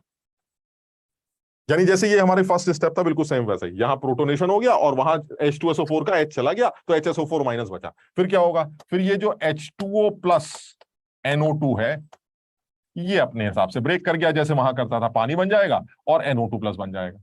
लेकिन ये अभी यहीं खत्म नहीं होगा, जो पानी बना है इस पानी को H2SO4 एब्जॉर्ब कर लेगा, यानी H2SO4 पानी को एब्जॉर्ब करके H3O plus plus HSO4 minus में कन्वर्ट होगा। और तुम सब देख रहे होगे कि H3O प्लस के बनने से या H2O को कंज्यूम करने से ये रिएक्शन भी आगे चलेगी, NO2 प्लस की कॉन्सेंट्रेशन भी इंक्रीज करेगी और रिएक्शन का रेट भी काफी ज्यादा देखने को मिलेगा। यानी कभी हमसे पूछे कि नाइट्रेशन कराने के लिए बेस्ट आदमी कौन है, तो नाइट्रेशन कराने के लिए बेस्ट आदमी HNO3 plus H2SO4, that is nitrating mixture. ये बेस्ट नाइट्रेटिंग मिक्सचर होगा जो ये हरकत करता है। लेकिन फिर भी मैं बोलूंगा अगर एरो के ऊपर सिर्फ HNO3 लिखा है तो भी आप नाइट्रेशन करके चले आइएगा। अगर एरो के ऊपर HNO3 प्लस H2SO4 H2SO4 लिखा है तो भी आप नाइट्रेशन करके चले आइएगा। अगर एरो के ऊपर इन दोनों में से कुछ लिखा है तो भी आप नाइट्रेशन करके चले आइएगा। और अगर एरो के ऊपर N2O5 लिखा है जो जेई में एक बार लिखा जा चुका है तो भी आप नाइट्रेशन करके चले आइएगा, क्योंकि N2O5 भी यही हरकत करता है। जो N2O5 है अगर आप उसकी शक्ल देखें तो इस N2O5 की शक्ल कुछ ऐसी होती, this is N2O5,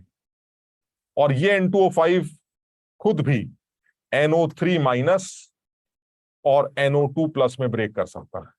NO3 minus एक इलेक्ट्रोफाइल नहीं है, इसलिए इसका इलेक्ट्रोफिलिक्स एरोमेटिक सब्स्टिट्यूशन से या एरोमेटिक रिंग से कोई लेना देना नहीं है। ये NO2 प्लस होगा जो रिंग पर जाके सब्स्टिट्यूट किया जाएगा। यानी चाहे आप N2O5 ले लीजिए, चाहे आप HNO3 ले लीजिए, चाहे आप HNO3 प्लस H2SO4 ले लीजिए, चाहे BF4 माइनस NO2 प्लस ले लीजिए, चाहे CF3SO3 माइनस NO2 प्लस ले लीजिए, इनमें से कुछ भी ले लिया जाए, ये सब आपको सिर्फ क्या देते हैं? NO2 plus. रिंग आपके सामने होगी, अगर आपको लगता है रिंग खाली है तो NO2 प्लस को कहीं भी जाके जोड़ दीजिएगा। अगर आपको लगता है रिंग पर एक ऐसा आदमी है जो ऑर्थो पैरा पर रिंग के इलेक्ट्रॉन डेंसिटी बढ़ाता है तो NO2 प्लस को ऑर्थो पैरा पे जाके जोड़ दीजिएगा। अगर आपको लगता है एक ऐसा ग्रुप लगा है जो रिंग के इलेक्ट्रॉन डेंसिटी को घटाता है तो आप NO2 प्लस को मेटा पे जाके जोड़ दीजिएगा, मजबूरी में। कुछ समझ पाए बात? यस सर मैं एक क्वेश्चन कर रहा था, उसमें HNO2 और HNO3 के साथ जब रिएक्शन हुआ तब भी नाइट्रेशन करी थी? नहीं, HNO2 के साथ नहीं। HNO2 और HNO3 दोनों थे सर। नहीं तो HNO2 तो NO प्लस लगाता है, नाइट्रेशन नहीं, बस उसमें नाइट्रोसो सर ग्रुप। उन्होंने कह दिया कि उसको फर्दर ऑक्सीडाइज कर देगा। कौन करेगा HNO2 को oxidize? Sir N double bond O बनेगा ना जो इलेक्ट्रोफाइल ज्वाइन होगा उस पे, हाँ, उसको ऑक्सीडाइज कर देगा HNO3। नहीं तो HNO3 कहाँ है? HNO2 के साथ रिएक्शन कर रहे हो ना? नहीं सर मैं कह रहा हूँ दोनों चीजें मिक्स। मतलब रिंग के साथ दोनों लोग साथ में दिए गए। Yes sir. तब ठीक है। मतलब मैं सोच रहा था कि HNO2 के साथ अगर आप रिएक्शन कराते हैं तो भी NO2 लगता है, HNO2 के साथ रिएक्शन कराएंगे तो NO लगेगा, HNO3 के साथ कराएंगे तो NO2 लगेगा, दोनों मिलके कराएंगे तो जो नाइट्रोसो ग्रुप बनेगा वो फर्दर ऑक्सीडाइज। समझ गया? तुम सही कह रहे हो एकदम। सर आप... नहीं मेरे ना एक्चुअली क्वेश्चन ये था कि वो रिंग पे लगने के बाद ऑक्सीडाइज हो रहा है या फिर पहले ही हो रहा है? नहीं, रिंग पर लगने के बाद ही ऑक्सीडाइज हो रहा होगा। मतलब NO प्लस का ऑक्सीडेशन तो ही ना होगा, मतलब जो कंपाउंड होगा उसको तो ऑक्सीडाइज करेंगे ना। तो कंपाउंड तो आपका नाइट्रोसो ग्रुप बन गया, बेंजीन पर NO लग गया, अब वो ऑक्सीडाइज हो गया, NO2 में कन्वर्ट हो जाएगा। सर मतलब वहां पे अगर H2SO4 भी होता तो भी वही आंसर आता, ऑक्सीडेशन हो जाती। हाँ बताओ, ये समझ में आया सबके? Yes sir. तो इसका मतलब ये हुआ कि नाइट्रेशन जो प्रोसेस है ये भी एक सीधा सीधा प्रोसेस है जिसमें एरोमेटिक सिस्टम पर NO2 को जोड़ा जाता है, जिनमें ये 4-5 तरीके यूज किए जा सकते हैं। चलिए एक और रिएक्शन लिख लेते हैं, सल्फोनेशन भी फटाफट लिख देते हैं। सल्फोनेशन, सल्फोनेशन रिएक्शन भी बिल्कुल सीधी रिएक्शन है, इसमें कुछ नहीं करना है। ये एरोमेटिक सिस्टम लेके आइए और इसमें जाके सल्फोनेशन कर दीजिए। अब जो सल्फोनेशन करते हैं उसमें जो इलेक्ट्रोफाइल होता है, एक्टिव इलेक्ट्रोफाइल, वो SO3 होता है। इसमें भी वही होता है, सबसे पहले ऐसे करके आपका सिग्मा कॉम्प्लेक्स या अरीनियम आयन बनेगा और लास्ट स्टेप में H+ को लात मार के निकाल दिया जाएगा, तो फिर ये सल्फोनिक एसिड तैयार हो जाएगा। ये जो H+ यहां से निकलेगा वो ऊपर जाके SO3 पे जुड़ जाएगा और ये सल्फोनिक एसिड तैयार हो जाएगा। तो अब बस ये याद करना है कि ये SO3 आती कहां से। तो एक तो तरीका यही है कि आपको सिर्फ H2SO4 लिख के मिल जाएगा, तो भी आप समझ लीजिएगा सल्फोनेशन की बात कर रहे हैं। कॉन्सेंट्रेटेड H2SO4 जो होगा वो आपको सल्फोनेशन के लिए तरफ इशारा करेगा। या ऐसा भी हो सकता है आपको ओलियम लिखा हुआ मिल जाए। अगर ओलियम लिखा हुआ मिलता है that is H2SO4 plus SO3, तो भी आप समझ लीजिएगा कि आपको SO3 इलेक्ट्रोफाइल मिलेगा, वो जाके जुड़ जाएगा। और कई बार और कुछ नहीं तो सिर्फ सीधे सीधे SO3 लिख देगा, तो ठीक है, मतलब समझ रहे हो। तो अगर वो SO3 चाहता है तो डायरेक्ट SO3 लिख के या ओलियम लिखकर या H2SO4 लिखकर आपको सल्फोनेशन कराए। अब जैसे एक बच्चा पूछ रहा था SO3 इलेक्ट्रोफाइल कैसे, अब तुम समझो जैसे इलेक्ट्रोफाइल का मतलब क्या होता है। कोई किसी को डेफिनेशन पता है इलेक्ट्रोफाइल किसे कहते हैं? इलेक्ट्रॉन एक्सेप्ट करता है। इलेक्ट्रॉन की डेफिशिएंसी होती है, इलेक्ट्रॉन चाहिए होता है, इलेक्ट्रॉन एक्सेप्ट कर लेता है। पता नहीं कौन बोलता है, मुझे समझ में नहीं आता। तुम लोग ये वीडियो ऑन कर लिया करो ना यार, जिसका घर का नेट वेट सही चलता है वो वीडियो ऑन करके बैठा करे, कम से कम मुंह से ही पता चलेगा ना। अगर घर में नेट ठीक चलता है तो, अगर नेट खराब चलता है तब तो फिर गड़बड़। तो जिसका नेट ठीक है वो वीडियो ऑन कर लिया करे ताकि थोड़ा सा आप समझ में आए। सर बोलूं? हाँ, अब नहीं बोल रही अब। हाँ सर इलेक्ट्रोफाइल मतलब इलेक्ट्रॉन लविंग होता है, बिकॉज फाइल मतलब लव लविंग, होता फिलिक, है फिलिक इज ज्यादा। लविंग, ठीक। हाँ, तो इलेक्ट्रॉन लविंग को इलेक्ट्रोफाइल बोलते हैं। अच्छा,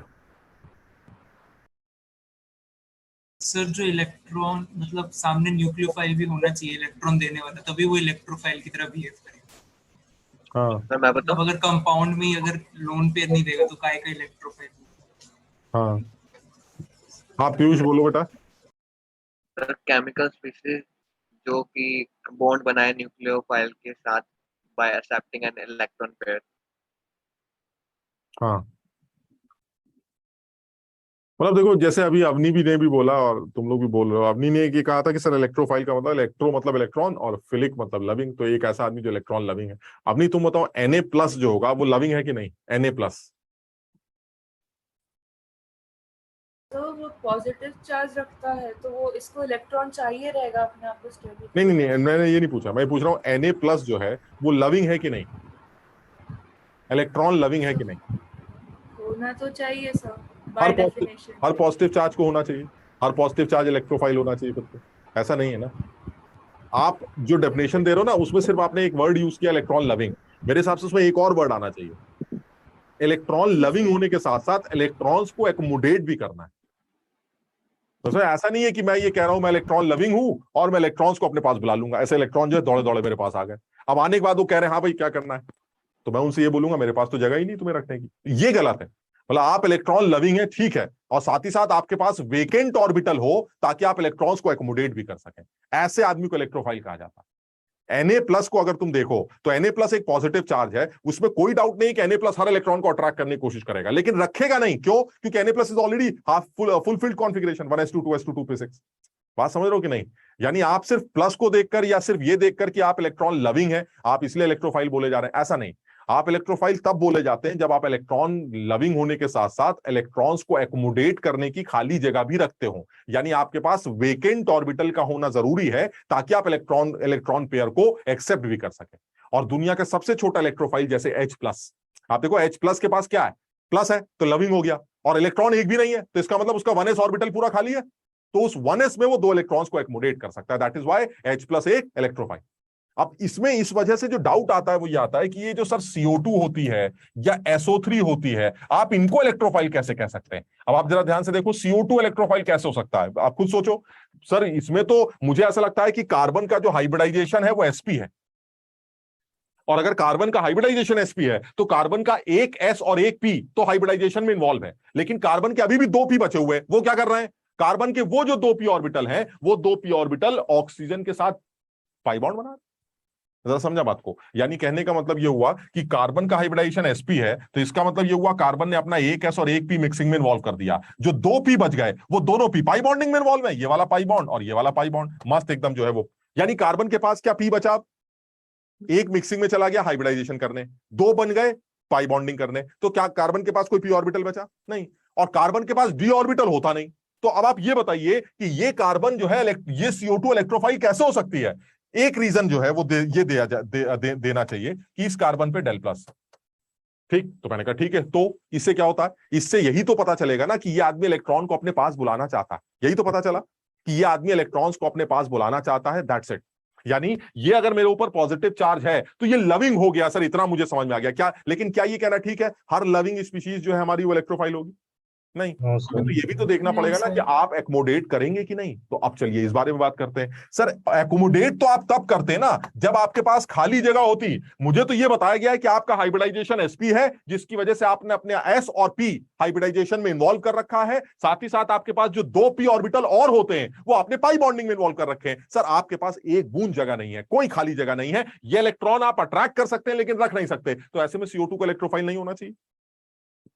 बात समझ रहे हो? CO2 को इस तरह से यस देखना सर। तो इलेक्ट्रोफाइल नहीं होना चाहिए, लेकिन Yes, CO2 sir. एक इलेक्ट्रोफाइल की तरह बिहेव करती है। रीजन ये है कि ये जो इलेक्ट्रॉन है, जैसे ये इलेक्ट्रॉन इस कार्बन के पास पहुंचते हैं तो कार्बन ये कहता है आप एक बार आइए तो सही, जैसे ही आप मेरे पास अप्रोच करेंगे मैं ये पाई बॉन्ड तोड़ दूंगा। समझो बात, यानी इस इलेक्ट्रॉन के अप्रोच करने से पाई इलेक्ट्रॉन भाग जाते हैं, जिसकी वजह से जो p ऑर्बिटल पाई बॉन्डिंग में इन्वॉल्व था अब वो p ऑर्बिटल फ्री हो जाता है, और उस फ्री ऑर्बिटल में इलेक्ट्रॉन्स को एकोमोडेट कर लिया जाता है। CO2 एक इलेक्ट्रोफाइल की तरह बिहेव करती है। कुछ समझ में आई बात? यानी अगर ये Yes, पाई yes, बॉन्ड sir. ना टूटता, समझ रहे हो बात को, अगर ये पाई बॉन्ड ना टूटता तब तो फिर गड़बड़ है, मतलब समझो, तब तो ये CO2 इलेक्ट्रोफाइल की तरह बिहेव नहीं कर सकती थी। लेकिन इलेक्ट्रॉन्स के आने से पाई बॉन्ड को टूटना और टूटने से कार्बन का एक p ऑर्बिटल का खाली हो जाना, दैट इज ये CO2 का एक इलेक्ट्रोफिलिक नेचर शो करता है। और यही चीज SO3 के अंदर भी, जैसे इलेक्ट्रॉन इस सल्फर पर डेफिशिएंसी की वजह से अप्रोच करते हैं, एक पाई बॉन्ड तोड़ दिया जाता है और ये आदमी बढ़िया इलेक्ट्रोफाइल की तरह बिहेव करता है। तो ये जो हमारा SO3 है या जो CO2 है, ये लोग भी इलेक्ट्रोफाइल की तरह बिहेव कर सकते हैं अपने पाई बॉन्ड को ब्रेक करके। यानी यही चीज यहां पर भी है। जो कॉन्सेंट्रेटेड H2SO4 है ये भी SO3 जनरेट करता है। जो ओलियम है उसके अंदर तो SO3 है, और जो SO3 है वो तो SO3, यानी कहने का मतलब ये हुआ इनमें से कोई भी आदमी दे दिया जाए, आप समझ जाइएगा SO3 एज एन इलेक्ट्रोफाइल जुड़ने वाली है और फाइनल प्रोडक्ट आपका सल्फोनिक एसिड बनने वाला है। समझ पाए बात? बट सर जो हमारा SO3 है सर, S के पास तो वेकेंट डी ऑर्बिटल होता है ना? हाँ, नहीं, लेकिन वेकेंट डी ऑर्बिटल की तो जरूरत नहीं पड़ रही ना भाई। जैसे इलेक्ट्रॉन अप्रोच करेंगे पाई इलेक्ट्रॉन्स रिपेल ही होंगे, तो पाई इलेक्ट्रॉन्स रिपेल कर जाते, खत्म हो गई बात। यानी कहने का मतलब ये हुआ, हमें ये डाउट नहीं होना चाहिए कि SO3 इलेक्ट्रोफाइल कैसे, CO2 इलेक्ट्रोफाइल कैसे। जगह है एक्मोडेट करने की, हम एक्मोडेट कर सकते हैं। दिक्कत तब थी जब हम ये ना समझ पाए कि आप लविंग तो हैं लेकिन एक्मोडेट नहीं कर रहे हैं। हमें ये चीज समझनी है कि हर वो आदमी जो इलेक्ट्रॉन को अट्रैक्ट कर रहा है वो इलेक्ट्रोफाइल की तरह बिहेव नहीं करेगा। इलेक्ट्रॉन को अट्रैक्ट करने के साथ साथ आपको इलेक्ट्रॉन्स को एक्मोडेट करने के लिए अपने सेंट्रल एटम पर वेकेंट ऑर्बिटल भी रखना पड़ेगा। समझ गए? ठीक। तो इसका मतलब ये हुआ कि ये अब सल्फोनेशन की रिएक्शन है। इसमें एक चीज जो है थोड़ी सी इंपॉर्टेंट है, हम उस बारे में थोड़ी सी बात कर लेते हैं। अगर इतनी बात की तो एडवांस लेवल पर भी एक दो बातें जिसमें जरूर डिस्कस होनी चाहिए। ये जो सल्फोनेशन की रिएक्शन है इसे रिवर्सिबल नेचर दिया गया। सल्फोनेशन की रिएक्शन रिवर्सिबल नेचर की होती, उसका क्या रीजन है, थोड़ा सा हल्का सा एक बार समझ के देखते हैं। तुम ये देखो, अभी तुमने हेलोजिनेशन किया था तो हेलोजिनेशन का सिग्मा कॉम्प्लेक्स जो बना था वो ये बना। फिर तुमने नाइट्रेशन किया तो नाइट्रेशन का जो अरीनियम आयन या सिग्मा कॉम्प्लेक्स बना वो ऐसे बना दिया आपने। अब तुमने सल्फोनेशन किया है तो सल्फोनेशन का जो सिग्मा कॉम्प्लेक्स है वो आपने ऐसे बना दिया। तो सबसे पहले तो ये डिसाइड कर लेते हैं कि इन तीनों सिग्मा कॉम्प्लेक्सेस में जो सबसे ज्यादा स्टेबल सिग्मा कॉम्प्लेक्स है वो कौन सा है। ये डिसाइड करते हैं सबसे पहले। कौन सा लगता है?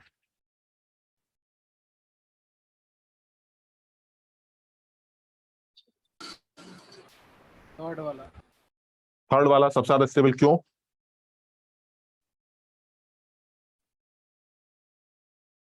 नहीं सर, नहीं।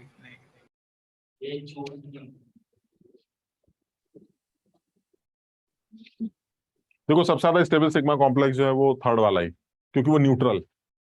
आप देख लीजिए भाई, यहां देख रहे हो नेगेटिव चार्ज भी है और पॉजिटिव चार्ज भी है। तो ultimately this sigma complex is neutral sigma complex, much more stable sigma complex as compare to this. और वैसे भी सोचो ये दोनों में से ये NO2 वाला तो बिल्कुल ही सड़ा हुआ है, क्योंकि NO2 का strong minus I effect positive charge को तो बर्बाद ही कर रहा होगा। समझे बात को? यानी अगर आप अच्छे सिग्मा कॉम्प्लेक्स की बात कर रहे हैं तो इन तीनों में जो न्यूट्रल सिग्मा कॉम्प्लेक्स है वो सल्फोनेशन का है। और सल्फोनेशन की ये स्टेबिलिटी सिग्मा कॉम्प्लेक्स की उस सल्फोनेशन रिएक्शन को रिवर्सिबल नेचर देती। क्या कहना चाह रहा हूं मैं कि अगर मैं इस रिएक्शन का जो आपका हेलोजिनेशन रिएक्शन है, इस रिएक्शन का एक एनर्जी प्रोफाइल प्लॉट करूं तो this is potential energy and this is progress of reaction. तो अगर मैं इस हेलोजिनेशन रिएक्शन का एनर्जी प्रोफाइल प्लॉट करूं तो ये कुछ ऐसा देखने को मिलता है।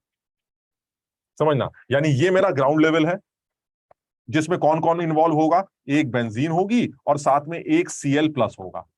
और ये मेरा इंटरमीडिएट है जिसको आप अरीनियम आयन बोल रहे थे, ये मेरा अरीनियम आयन तैयार हो गया जिसमें एक Cl लगा होगा, एक H लगा होगा, और ये मेरा फाइनल प्रोडक्ट होगा। ये जो रिएक्शन दिखाई जा रही है हेलोजिनेशन रिएक्शन, इसमें ये कहते हैं ये कि इसका जो रिवर्स आगे वाला स्टेप और जो बैकवर्ड स्टेप है, यानी इस पीछे आने की एक्टिवेशन एनर्जी E2 और आगे जाने की एक्टिवेशन एनर्जी E1, इसमें जो E2 होती है वो E1 से काफी बड़ी होती है। यानी बैकवर्ड एक्टिवेशन जो है वो फॉरवर्ड एक्टिवेशन से बहुत ज्यादा है। यानी कहने का मतलब ये हुआ कि एक बार ये रिएक्शन फॉरवर्ड डायरेक्शन में स्टार्ट करेगी तो सिर्फ फॉरवर्ड ही चली जाएगी, बैकवर्ड नहीं आ पाएगी, क्योंकि बैकवर्ड एक्टिवेशन बहुत ज्यादा है। यानी एक बार अरीनियम आयन बनना स्टार्ट हो गया तो फाइनली आपको क्लोरोबेंजीन मिलेगी और क्लोरोबेंजीन को आप वापस डीक्लोरिनेट नहीं कर सकते। ये सेम गड़बड़ आप नाइट्रेशन के साथ भी करते हैं। जब आप नाइट्रेशन की बात करते हैं तो नाइट्रेशन में भी आप सेम एनर्जी प्रोफाइल प्लॉट करते हैं। This is potential energy and this is progress of reaction. Same गड़बड़ यहां पर भी ऐसा ही कुछ देखने को मिलता है। यानी ये आपका फर्स्ट फॉरवर्ड एक्टिवेशन, इसमें भी वही है, जो आपका रिएक्टेंट साइड है वो ये और NO2+ होगा, जो आपका इंटरमीडिएट बनेगा वो ये इंटरमीडिएट होगा, जिसको आप NO2 बोल देंगे यहां लगाकर, और जो आपका फॉरवर्ड और बैकवर्ड एक्टिवेशन होगा उसमें भी यही अंतर देखने को मिलेगा। ये बैकवर्ड है, ये आगे का फॉरवर्ड है, और दिखाई दे रहा है कि जो E2 की वैल्यू है वो E1 से काफी ज्यादा है। यानी ये रिएक्शन भी एक बार सामने चलना शुरू हो गई तो सामने चलती चली जाएगी, ये पीछे नहीं आएगी, बात खत्म। यानी अगर आपने रिंग को नाइट्रेशन दे दिया तो आप उस रिंग को डीनाइट्रेट नहीं कर सकते, एक बार क्लोरीनेशन कर दिया तो डीक्लोरीनेट नहीं कर सकते, क्योंकि reaction is not reversible. But sulphonation reaction में ऐसा नहीं। सल्फोनेशन रिएक्शन में ये कहते हैं कि इसके जो अरीनियम आयन है उसकी स्टेबिलिटी इस रिएक्शन के एनर्जी प्रोफाइल को चेंज करती। इस रिएक्शन का जो एनर्जी प्रोफाइल है वो कुछ ऐसा दिखाई देता, जिसमें ये आपका ग्राउंड लेवल होगा, जिसमें बेंजीन होगी, SO3 के साथ होगी, और ये आपका सल्फोनेशन का इंटरमीडिएट होगा, अरीनियम आयन SO3 माइनस। और इस बार देख के लग रहा है कि इसका फॉरवर्ड और बैकवर्ड एक्टिवेशन ऑलमोस्ट सिमिलर, यानी this is E1 and this is E2 and E1 is almost equal to E2, जैसे भी E1 E2 जैसे भी लिखना था। यानी इसका मतलब ये हुआ कि इस बार इस रिएक्शन को आप फॉरवर्ड भेजना चाहें फॉरवर्ड चल सकती है, अगर आप इस रिएक्शन को रिवर्स डायरेक्शन में देना चाहें तो रिवर्स डायरेक्शन में मूव कर सकती है। यानी सल्फोनेशन अगर आप कर रहे हैं तो सल्फोनेट करने के बाद आप रिंग को डीसल्फोनेट भी कर सकते हैं। यानी कहने का मतलब ये हुआ कि आप पहले इसको बना लो यार डायग्राम के जल्दी।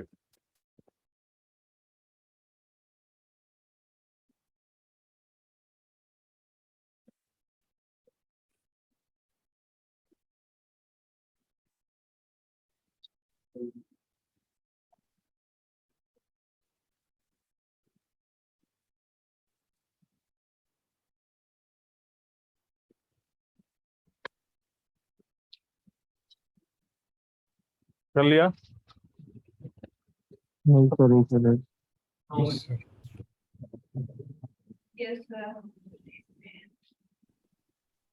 अब देखो इसका इस चीज का फायदा उठा सकते हैं।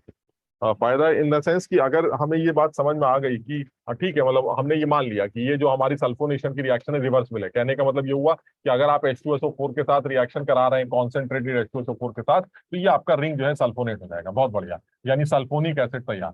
लेकिन अगर आप इसको डीसल्फोनेट करना चाहते हैं तो आप इसके अंदर डाइल्यूट एसिड डालकर या वाटर डालकर आप इसको डीसल्फोनेट भी कर सकते हैं, यानी आप फाइनली इसको दोबारा बेंजीन में कन्वर्ट कर सकते हैं। यानी इस प्रोसेस के यानी अगर कॉन्सेंट्रेटेड H2SO4 यूज किया गया है तो इसका मतलब आप फॉरवर्ड रिएक्शन को प्रमोट करना चाहते हैं। डाइल्यूट एसिड यूज किया गया है यानी आप बैकवर्ड रिएक्शन को प्रमोट करना चाहते हैं। तो इसके इस रिवर्सिबल नेचर का आप ऑर्गेनिक केमिस्ट्री में बड़ा जबरदस्त यूज कर सकते हैं। इसके इस रिवर्सिबल नेचर को आप ऑर्गेनिक केमिस्ट्री में किसी पर्टिकुलर पोजीशन को ब्लॉक करने के लिए कर सकते हैं। यानी अगर आप ऑर्गेनिक केमिस्ट्री में किसी बेंजीन की पोजीशन को ब्लॉक करना चाहते हैं तो आप सल्फोनेट करके ब्लॉक कर दीजिए, और उसके बाद अगर आपको लगता है कि आपका काम खत्म हो गया तो आप उसको डीसल्फोनेट कर दीजिए। तो मैंने कहा यार ये क्या बात होती है, फिर फायदा क्या ये सल्फोनेट करने का, तो यूज हो सकता है। तुम देखना जरा, जैसे इसको नोट कर लिया।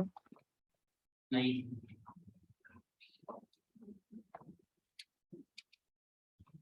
मतलब मेन बात जो है ना, तुम्हें अपनी कॉपी पे ये लिखनी चाहिए कि sulphonation is a reversible process. आप सल्फोनेट भी कर सकते हैं कॉन्क H2SO4 को यूज करके, और डाइल्यूट को यूज करके आप इसको डीसल्फोनेट भी कर सकते हैं। Use of this process is that is the reversible nature of sulphonation का यूज क्या है, it is to block a certain position of aromatic system. यानी अगर आप इसके यूज की बात करें तो रिवर्सिबल नेचर जो इस रिएक्शन का है, reversible nature of sulfonation can be used to block certain position of aromatic system.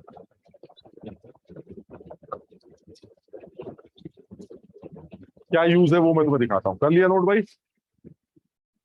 नहीं सर। एक सेकंड।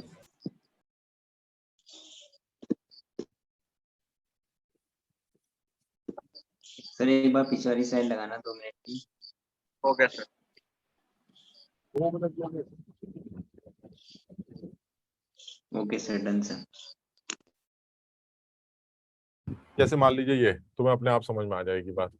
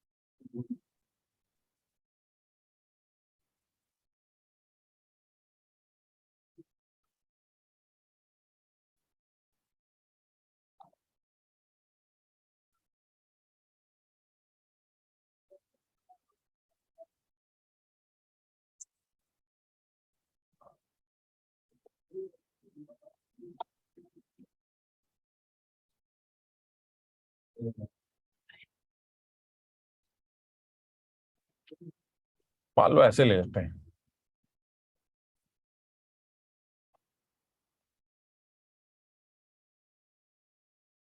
वो कह रहा भाई ये बताइए ये आंसर कैसे आए।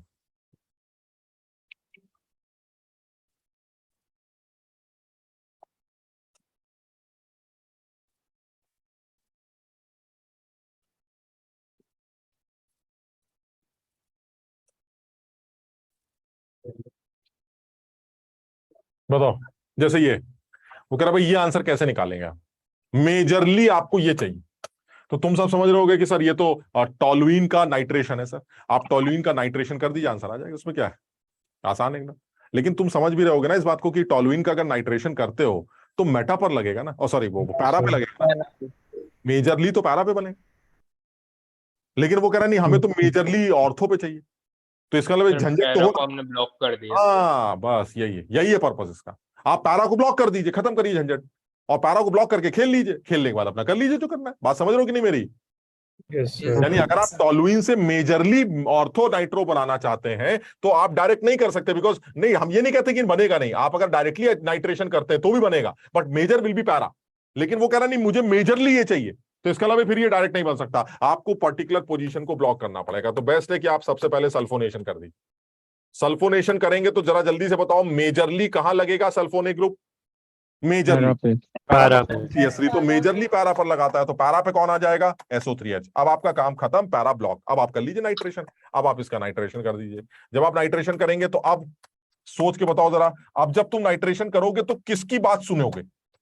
SO3H की बात सुनोगे, इसकी सुनकर नाइट्रो ग्रुप को अट्रैक्ट करोगे, या CH3 की बात सुनकर नाइट्रो ग्रुप अट्रैक्ट होगा? किसकी बात सुनी जाएगी? ये जो HNO3 आपका इलेक्ट्रोफाइल बनाता है NO2+, ये NO2+ या तो CH3 की बात सुनकर उसके अकॉर्डिंगली मूव करेगा, या SO3H की बात सुनकर उसके अकॉर्डिंगली मूव करेगा। किसकी बात सुनेगा NO2+? सर दोनों की बात एक ही जगह फिट करेगा। नहीं, वो तो ठीक है, लेकिन सुनी किसकी जाएगी? स्ट्रॉन्गर सर SO3 है, शायद उसकी सुने। फंक्शनल ग्रुप बिल्कुल भी नहीं, फंक्शनल ग्रुप से कोई मतलब नहीं है। जो हमारा NO2+ है उसकी डिमांड पूरी कौन करता है? उसकी क्या डिमांड है? Electron density. और इलेक्ट्रॉन डेंसिटी CH3 बढ़ाता है या SO3H? तो बस बात खत्म हो गई। वो कहेगा भाई मुझे तो, तुम तो बहुत बुरे आदमी लगते हो, तुमने तो रिंग को डीएक्टिवेट कर रखा है, मुझे तो एक आदमी दिखाई देता है जो मेरी डिमांड पूरी कर सकता है, दैट इज CH3। यानी CH3 ने रिंग के इलेक्ट्रॉन डेंसिटी हाइपर कॉन्जुगेशन की वजह से बढ़ाई है, जिसकी वजह से मुझे इस CH3 से ही लगाव है, और मैं CH3 की बात ही सुनूंगा, मुझे SO3H से कोई मतलब नहीं। समझना जरा बात को। इसमें ये फंक्शनल ग्रुप की प्रायोरिटी से मतलब नहीं है, मतलब ये है सिर्फ कि जिस आदमी की जो डिमांड है वो पूरी कौन सा ग्रुप करता है। तो जब कभी भी रिंग पर एक से ज्यादा ग्रुप लगे हो तो उनमें से उस ग्रुप की बात सुनी जाएगी जो एक्टिवेट करता है रिंग को, क्योंकि वही उस इलेक्ट्रोफाइल की डिमांड पूरी करवा रहा है। ठीक, यानी CH3 ये कहेगा कि भाई मेरी ऑर्थो और पैरा पर आप आना चाहें तो आ सकते हैं, लेकिन सुना है कि पैरा ब्लॉक है तो आप मजबूरी में मेरी ऑर्थो पे चले जाइएगा। तो चलिए CH3 की सुन के उसकी ऑर्थो पे चले गए। अब आपका काम खत्म, SO3H का काम खत्म हो गया, तो काम खत्म, आदमी खत्म। आपने इस आदमी को यहां से हटाया, डाइल्यूट एसिड डालकर आपने इसको डीसल्फोनेट कर दिया, और डीसल्फोनेट करके आपको मेजर प्रोडक्ट मिल गया। यानी आपने सबसे पहले किसी एक पर्टिकुलर पोजीशन को ब्लॉक कर दिया, ब्लॉक करने के बाद आपने अपना काम कर लिया, और काम करने के बाद आपको जब आपको लगे कि भाई आपका काम पूरा हो गया तो आपने उसको वहां से बाहर निकाल दिया। Clear? Sir dilute acid NO2 के साथ में रिएक्ट नहीं करेगा?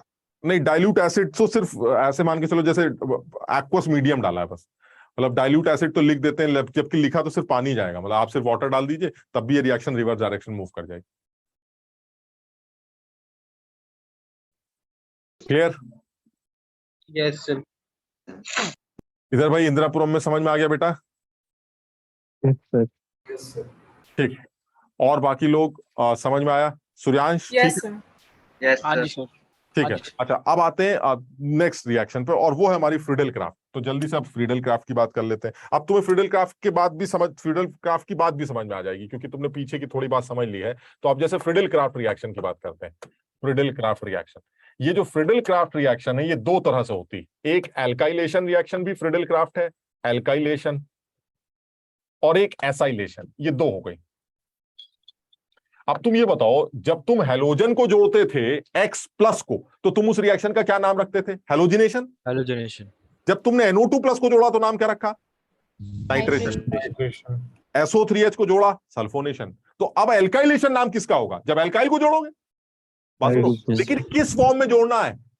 इलेक्ट्रोफाइल के फॉर्म में। जब हेलोजन इलेक्ट्रोफाइल था तो उस रिएक्शन को जोड़ते वक्त हेलोजिनेशन बोल दिया। नाइट्रो ग्रुप जब इलेक्ट्रोफाइल था तो नाइट्रेशन बोल दिया। उसी तरह से जब हमारा एल्काइल ग्रुप इलेक्ट्रोफाइल होगा, और तुम सोच के बताओ एल्काइल ग्रुप इलेक्ट्रोफाइल कब होगा? जब वो कार्बोकेटायन होगा। मानते हो? इसका मतलब सिर्फ इतनी सी बात है, सर आप किसी भी तरह से मेरे सामने एक एरोमेटिक सिस्टम ले आइए, उसके सामने हमें नहीं पता कहां से लाएंगे, लेकिन किसी तरह से R+ ले आइए, बस बात खत्म हो गई।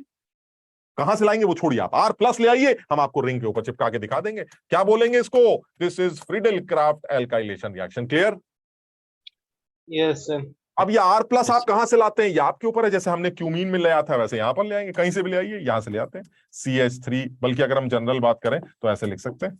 जो फ्रीडल क्राफ्ट रिएक्शन है पहले वही लिख लेते हैं। तो फ्रीडल क्राफ्ट रिएक्शन ये है कि RCl को AlCl3 के साथ लिया जाता है। This is Friedel craft reaction. और हम सब समझ रहे हैं कि RCl AlCl3 के साथ और कुछ नहीं तो R+ ही बनाएगा। सोचने की जरूरत ही नहीं है, क्योंकि RCl के सामने जब ये लुईस एसिड AlCl3 रखा जाएगा तो AlCl3 का एल्युमिनियम जो कि इलेक्ट्रॉन डेफिशिएंट है वो Cl से इलेक्ट्रॉन मांगेगा, और अगर उसने Cl से इलेक्ट्रॉन लिए तो एल्युमिनियम पर नेगेटिव, Cl पर पॉजिटिव चार्ज आएगा, और वो R से सारे इलेक्ट्रॉन खींचकर R को किस फॉर्म में बाहर निकाल देगा?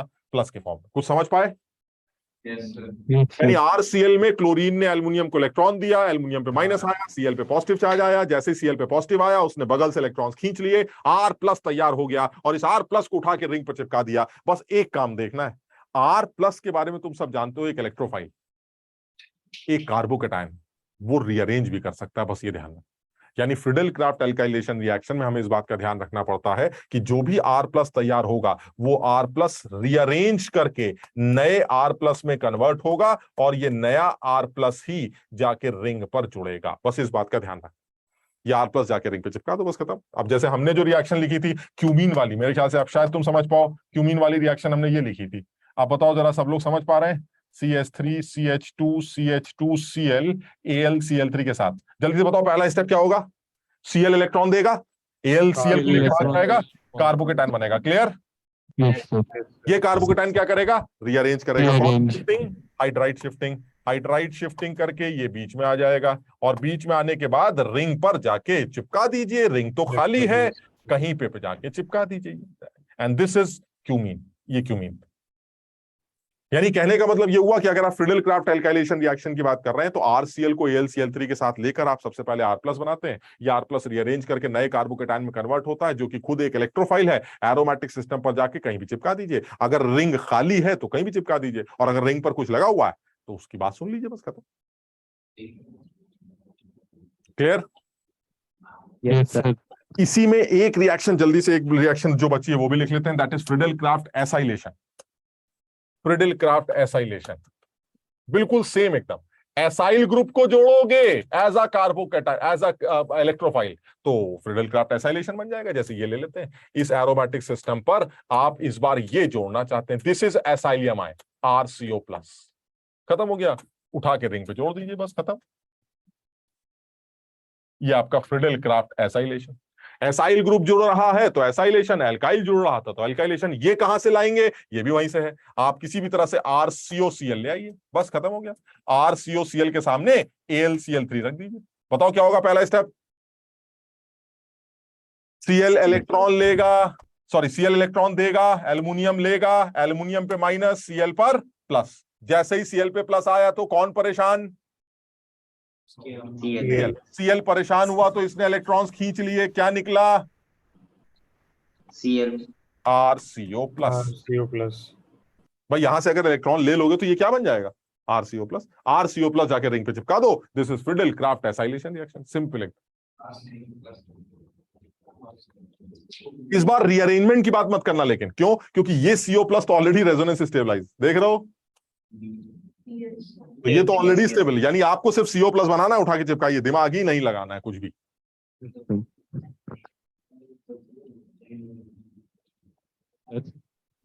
हाँ पर अल्कोहल फिनॉल खत्म होने में और कितने लेक्चर लगेंगे अभी? अब देखो, आज भी अल्कोहल फिनॉल करते करते हम जो है पुराना एक चैप्टर पढ़ गए।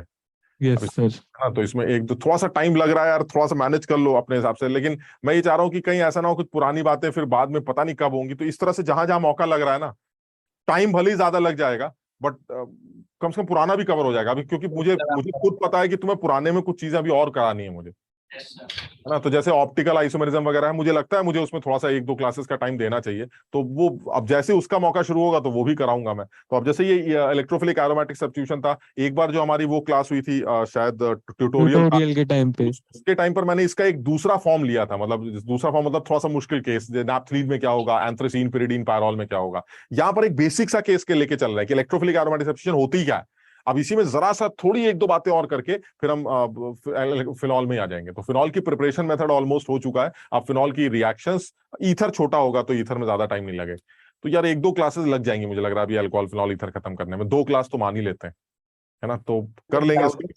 तो बस इसको ये सर ये सही है सर। सर हाँ सर इसमें एक चीज पूछनी थी कि आपने जैसे बोला कि ये कार्बोकैटायन जो रीअरेंज्ड है, इस मतलब ये कार्बोकैटायन बना है, तो इसकी बुक में जैसे इसमें क्लोरीन या ब्रोमीन लेते हैं साथ में, तो उसके बाद फिर कहाँ पर? एसाइलेशन में, हाँ एसाइलेशन में हाँ तो क्लोरीन ये या ब्रोमीन लेते हैं, हाँ तो कोई ऐसे भी हैलाइड ले सकते हैं सर?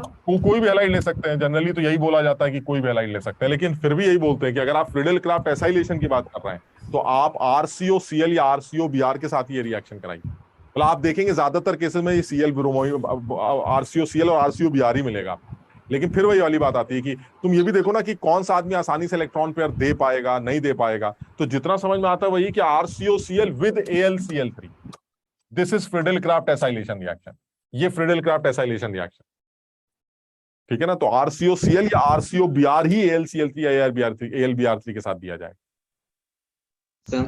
हाँ सर मेरी ऑर्गेनिक थोड़ी सी पीछे हो रखी है सर, मैं इसको कैसे करूँ थोड़ा अच्छा? यार जो पीछे चल रहे हैं हम पीछे का ही तो कर रहे हैं, नहीं मतलब सर, थोड़ा सा सर, करो, तुम लोग भी थोड़ा जोर लगाओ। अब हम और इसमें टाइम देंगे, मतलब हम किसी हड़बड़ाहट में नहीं है, अब थोड़ा सा चैप्टर चेंज कर लेंगे, इसको करने के बाद कोई चैप्टर और कर लिया, मतलब थोड़ा सा अगर मान लो सिलेबस को हमें X डेट को खत्म करना है पूरे सिलेबस को, तो हम X डेट की जगह मान लो X + 10 डेज और निकल जाएंगे, बट ये कि करेंगे पूरा अच्छी तरह से, तो थोड़ा सा कोशिश तो करनी पड़ेगी। तो अब जैसे यहाँ पुरानी बातें आ जाती हैं तो उसको भी रिवाइज कर रहे हैं, आगे कुछ और भी आएंगे तो उनको भी करेंगे, थोड़ा सा टाइम लग रहा है लेकिन कर लेंगे। सर मेरे को ऐसा पूछना था, मैं अपने तरफ से क्या एफर्ट्स करूँ इसको अभ्यास करने के लिए? देखो तरीका यही है यार कि पुरानी चीजों को एक बार NCERT से रिवाइज कर डालो और जो नया चल रहा है उसी में फोकस करो, तो समझदारी तो यही है। और कोई बहुत मुश्किल किताब मत लगाओ, मतलब अभी तो मेरा सजेशन यही है कि बहुत मुश्किल किताब से प्रैक्टिस मत करो, अभी बेसिक लेवल की प्रैक्टिस करो, कम से कम एक चीज तैयार हो जाए हमारी। अब बेसिक लेवल में समझ, जैसे अपना मॉड्यूल हो गया, उसमें से कुछ आसान सवाल ले लिए, NCERT ले ली, या कोई किताब ले ली जिसमें आसान लेवल के सवाल है, बहुत मुश्किल नहीं, मेंस लेवल के सवाल। बहुत मुश्किल किताब जैसे मान लो अगर हम चौहान साहब की किताब लगा रहे हैं या हिमांशु सर की किताब लगा रहे हैं, तो अभी उस लेवल पर क्योंकि तैयारी नहीं है ना, तो फिर कॉन्फिडेंस ही नहीं आएगा, फायदा कुछ होगा नहीं। तो इसलिए आप चाहो तो अभी सिर्फ मॉड्यूल लेवल पर, मेंस लेवल पर ही कॉन्सेंट्रेट करो, मॉड्यूल में भी अच्छे सवाल है तो मेंस लेवल पर कॉन्सेंट्रेट करो और उसके बाद फिर आगे सोचो, ठीक है ना। एंड सर मॉड्यूल की रीडिंग करूं? हाँ बिल्कुल सर, और एक और चीज पूछनी थी कि आप जैसे 11th के कुछ ऐसे टॉपिक्स हैं जिसमें अगर सबको मेजॉरिटी में बहुत प्रॉब्लम हो रही हो तो वो वापस करवा सकते हैं? हाँ बिल्कुल करा सकते हैं। तुमने 11th पढ़ी नहीं थी अभी, तुम 12th में ज्वाइन किया है। 12th और 11th कहीं किया था अपनी? 11th सब मैंने घर पे ही किया था। अच्छा, तो तुम कहाँ, आगरा सेंटर से हो? नहीं, मैं घर से करती हूँ, मैं ऑनलाइन करती हूँ। अच्छा, नहीं कभी किसी सेंटर के आसपास आना होता है तुम्हारा, कभी कोई ऐसा सेंटर जो आसपास हो तुम्हारे घर के? सर मैं इंदौर रहती हूँ तो यहाँ शायद कोई सेंटर है ही नहीं। ठीक है तो एक आध चैप्टर ऐसा होगा कि इक्विलिब्रियम हो गया या थर्मोडायनेमिक्स में हम लोग वो कर लेंगे, बिल्कुल कर लेंगे हम, इक्विलिब्रियम और थर्मोडायनेमिक्स को दोबारा कर लेंगे। सर सेम सर, मैंने भी ये 3 चैप्टर नहीं पढ़े तो हम करवा कर दो लेंगे तो। थोड़ा सा, लेकिन उसमें थोड़ा सा टाइम लगेगा, है ना। जब हम थोड़ा सा लास्ट में पहुंचेंगे तो इसको 11th के चैप्टर्स का रिवीजन दोबारा कर लेंगे। देखो टाइम बहुत है ना, अभी समझो तुम्हारे बोर्ड्स के पेपर भी दिसंबर नवंबर में होंगे, उससे पहले तक तो हम ये सब खत्म कर चुके होंगे, तो थोड़ा सा टाइम लगा के कर लेंगे। बस ये कि तुम अपना रिवीजन पुराना भी कुछ करते रहो साथ में, और जो कराया जा रहा है उसको भी रिवाइज करते रहो। मतलब थोड़ा सा तुम्हारे काम बढ़ गया है, इसमें कोई डाउट नहीं सर। तो चलो इतना ही करते हैं यार, अभी मेरी दूसरी क्लास। सर बस ऑर्गेनिक का सोर्स बता दो, मतलब प्रैक्टिस कहाँ से करें? और क्योंकि प्रैक्टिस सर का अगर एक लेवल तैयार है तो फिर कोई सबसे पहले मॉड्यूल कर डालो, है ना। और मॉड्यूल करने के बाद चाहो तो हिमांशु सर की किताब से या चौहान सर की किताब से कर सकते हो। सर सिर्फ एक दिक्कत आ रही है, बुक्स और मॉड्यूल लगाते हुए उसमें ना कुछ और भी रिएजेंट्स दे रखे होते हैं, वो हमने पढ़े नहीं होते हैं। लेकिन जेई के पेपर में ऐसे रिएजेंट्स बहुत ना के बराबर आते हैं जो तुमने एनसीईआरटी में ना पढ़े, समझो। ये सब बिल्कुल बेकार की बातें हैं कि सर वो Al2O3 क्या करेगा, थोरियम ऑक्साइड क्या करेगा। हमारे एनसीईआरटी में जो रिएजेंट दे रखे हैं वही पूछे गए जेई में। एक आध केस की बात नहीं करते, बट ज्यादातर जगहों पर यही है, तो इसलिए वो कंफ्यूजन दिमाग में रखो ही मत। सर मैं क्या कह रहा था कि मैंने ऑर्गेनिक पढ़ी नहीं है, तो उसके लिए मैं क्या करूँगा? यार शुरू करो भाई, मतलब अब कैसे बताएं, आप शुरू करो। सर मतलब बोलने से काम नहीं होगा ना, एनसीईआरटी उठाओ और शुरू कर दो थोड़ा थोड़ा करके। मतलब एनसीईआरटी रीड करने से हो जाएगा? बिल्कुल, आप शुरू तो करिए, ठीक है ना। चलो बाय बाय बाय बाय। ठीक है sir, thank you sir. Thank you sir. Thank you sir. Thank you sir.